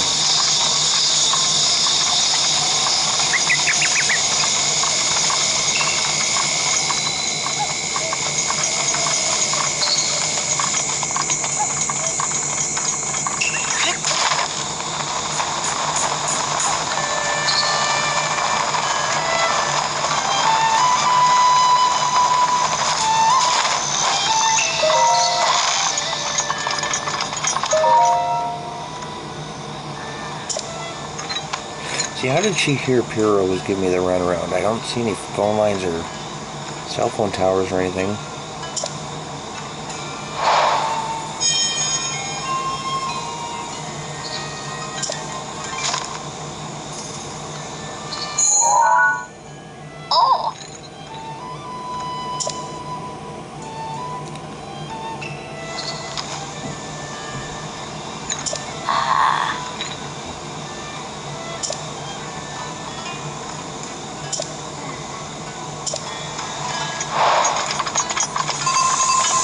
Okay, so I want to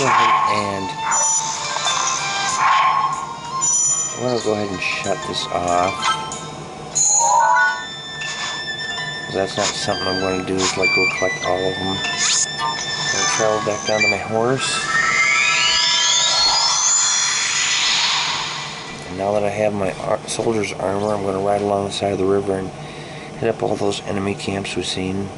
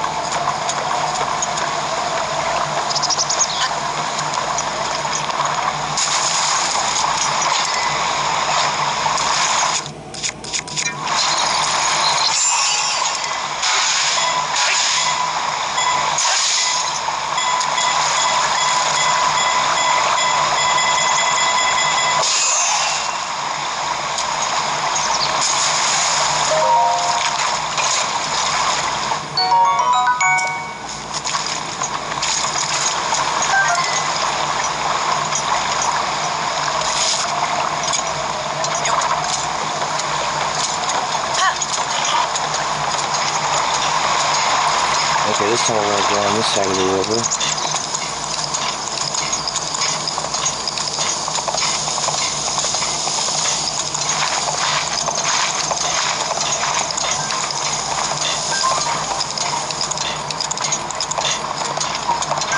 Let's see what I have for weapons. I don't really have that many good weapons.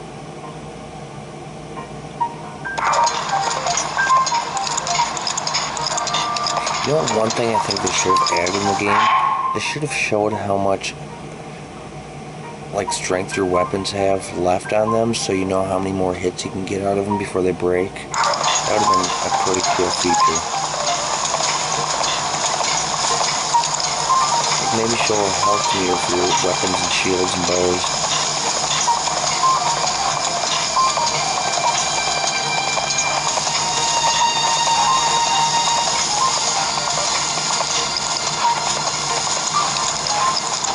There's the Zelda theme. Slightly hear it.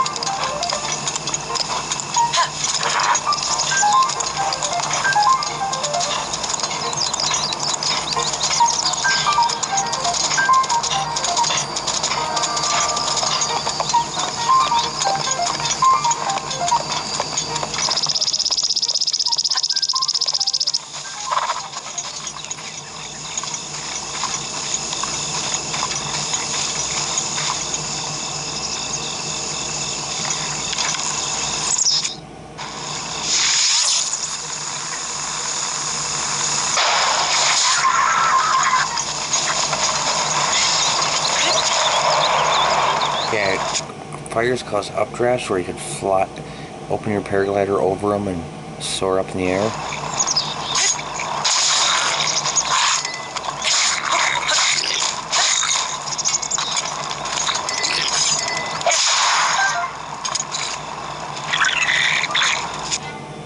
Got this weapon.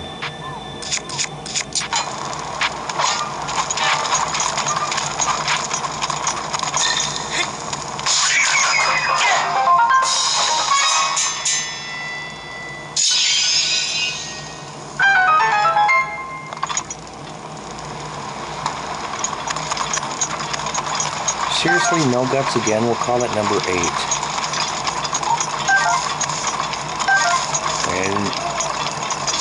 try counting every single one, but I know it's somewhere around there.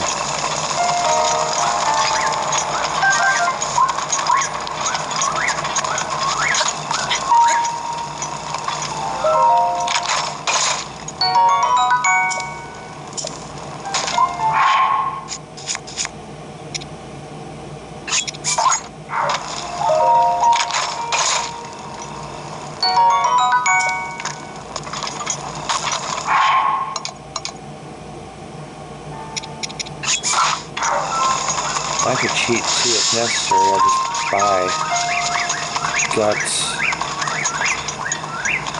in Kakariko Village.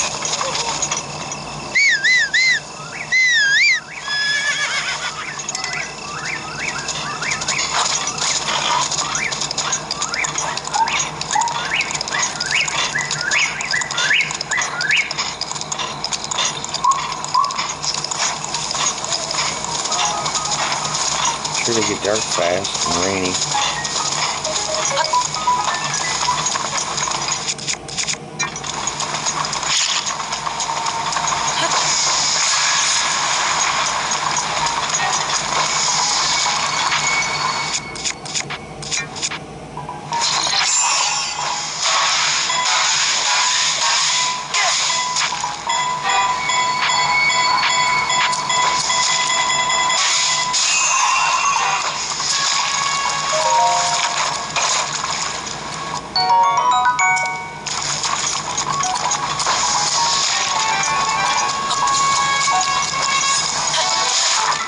What are the odds? Just when I start taking off here. It's like, how do they know I was going to start charging at that exact second?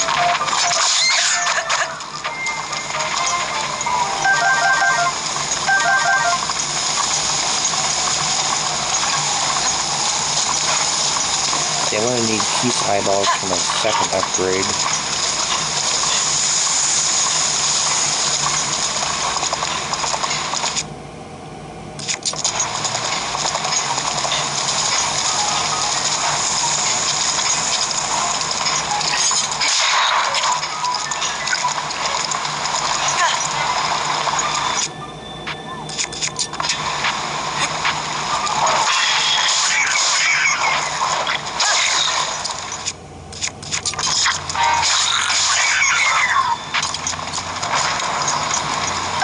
Okay, there's 9 with no guts.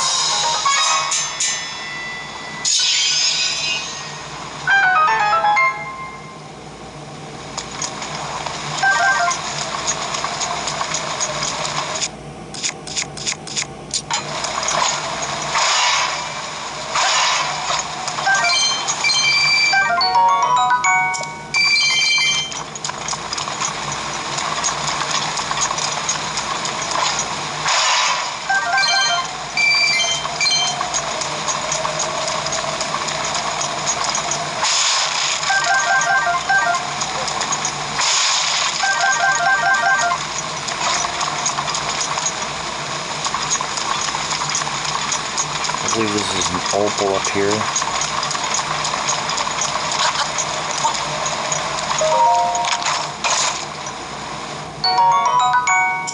There's a couple more camps before we get to the next stable, and one of them's got an opal in it, the other one's got a soldier's bow.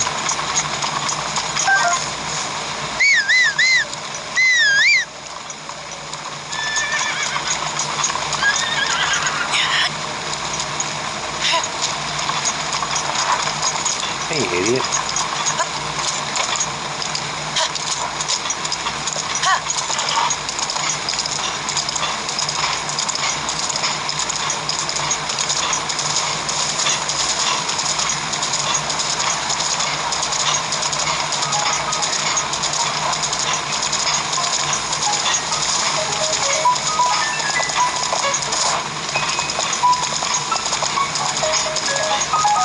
Okay, we're gonna rest under here by the fire till morning.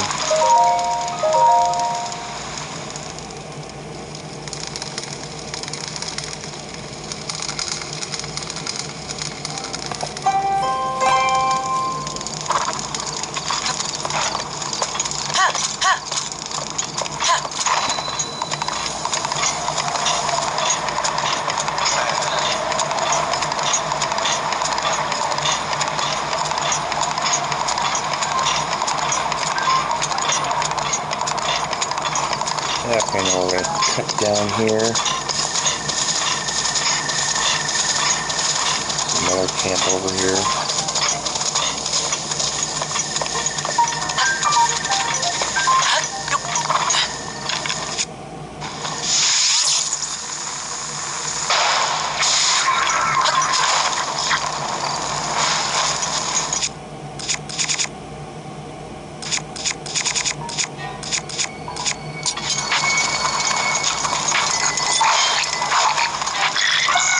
Oh, that was funny.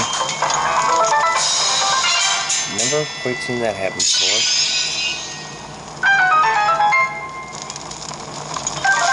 Oh, cool, I got some guts.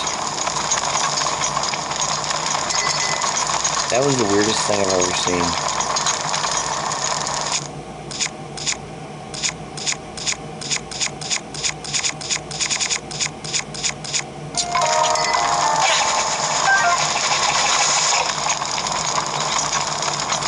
The goblin just stuck right in the fire and I didn't even have to hit him. Okay, there's the soldier's bow, so let's drop one of these weak ones. I picked the one that's the most used.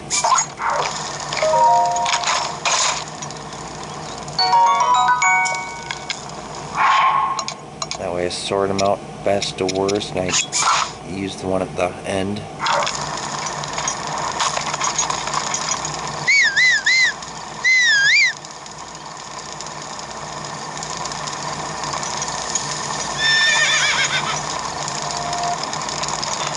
You don't want your horse to walk through the fire. The horse can die too if he gets hit too many times. Now what you can do if that happens, there is a actual horse fairy, like a fairy fountain in the game that can bring your horse back to life, which I had never seen until my last playthrough.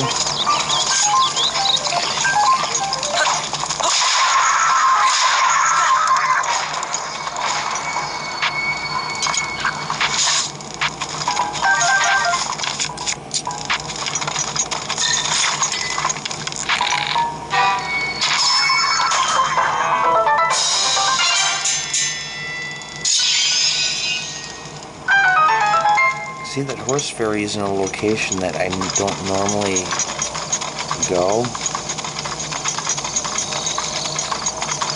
So I never even, I've heard about it before on, like, from fan pages and that. But never really bothered looking for it because never needed it. I've had my horse die maybe twice. And I normally just give another one.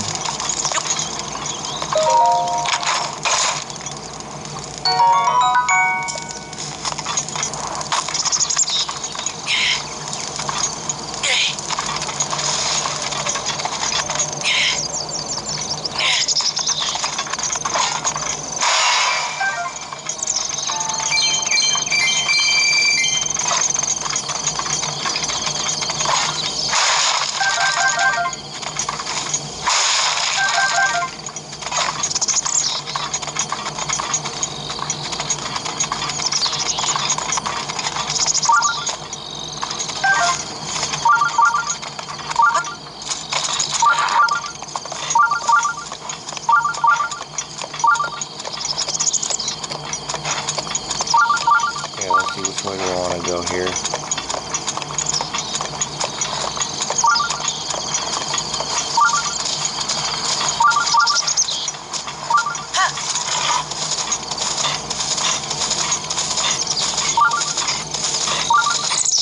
There we go.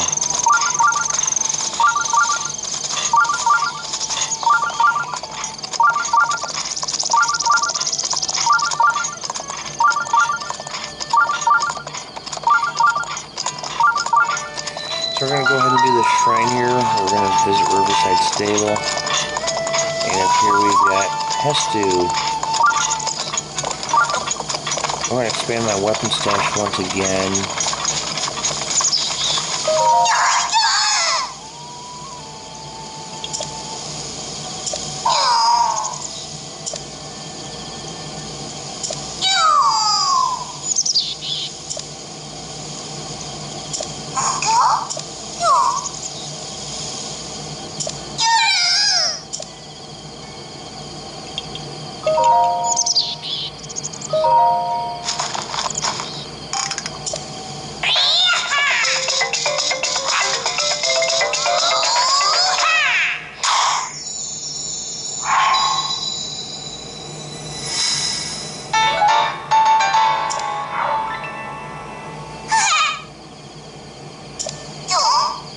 I want to do the shield stash too.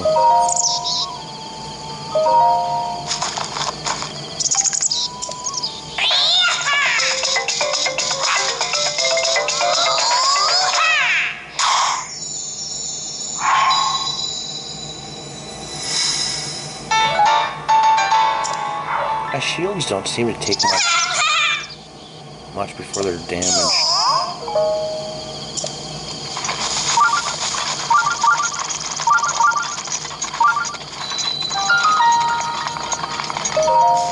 Okay, we're gonna do this shrine. I'm gonna do it quick because I'm already over my 2 hour.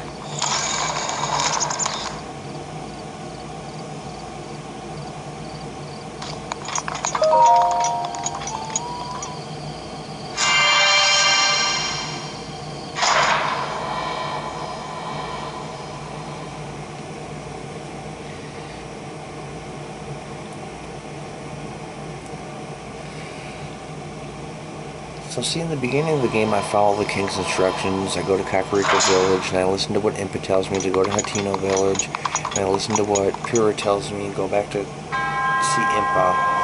After I do all that, then I just kind of go off on my own. Just doing shrines, getting towers.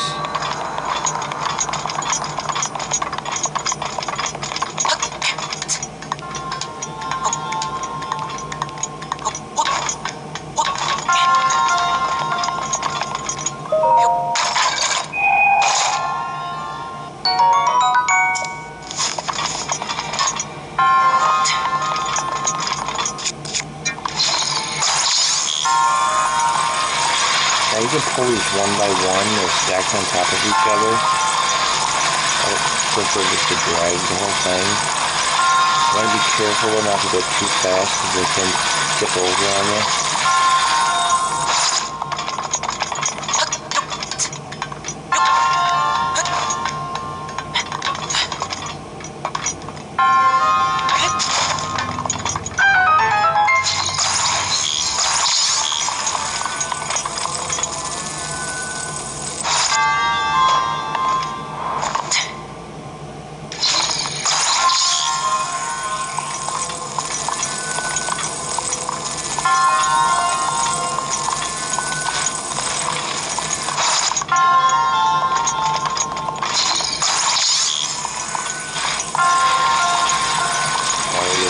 Closer there.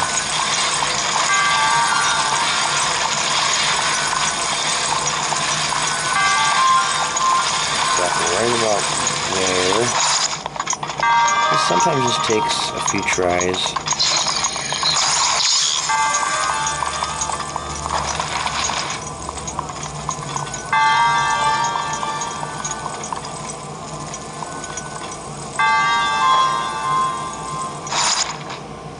There we go. First try.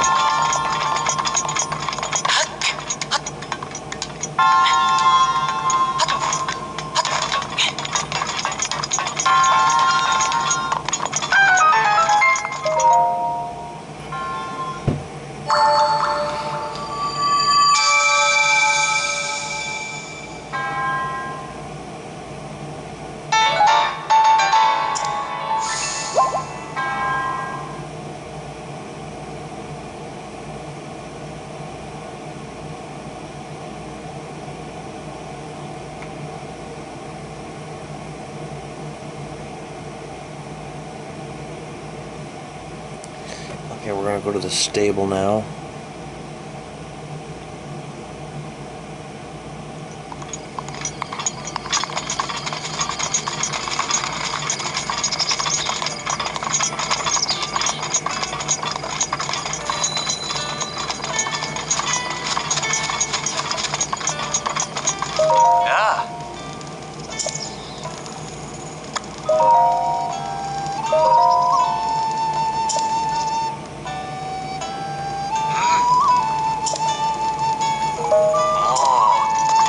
Talking beetle here.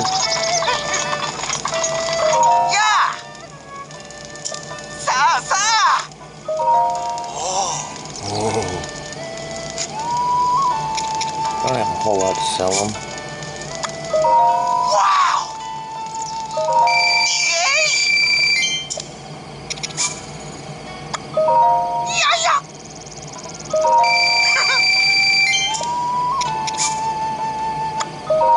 Wow! Wow!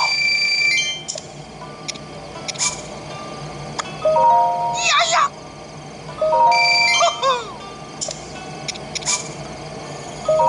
Yay!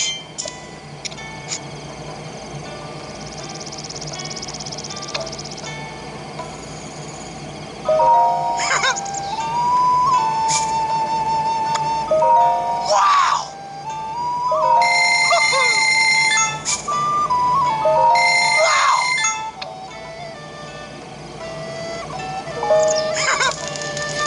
Okay, so in the next video, what we're going to be doing, we're going to go back to the Great Plateau region. We're going to head south and unlock this region, and we're going to head east, unlock this region. That way we'll have this whole section of the map unlocked. Then after that, we go up to Kakariko Village and start heading this way and unlocking this part of the map. So then we just kind of go kind of in this, well, I guess not necessarily in a circle. After this, we go out this way and get this one. Well, sometimes I get that one first, sometimes I wait and get these two first. So anyway, I don't want to get too far ahead. But just for now, next video we're going to be going here and here. Hope you're enjoying the game. See you in the next video.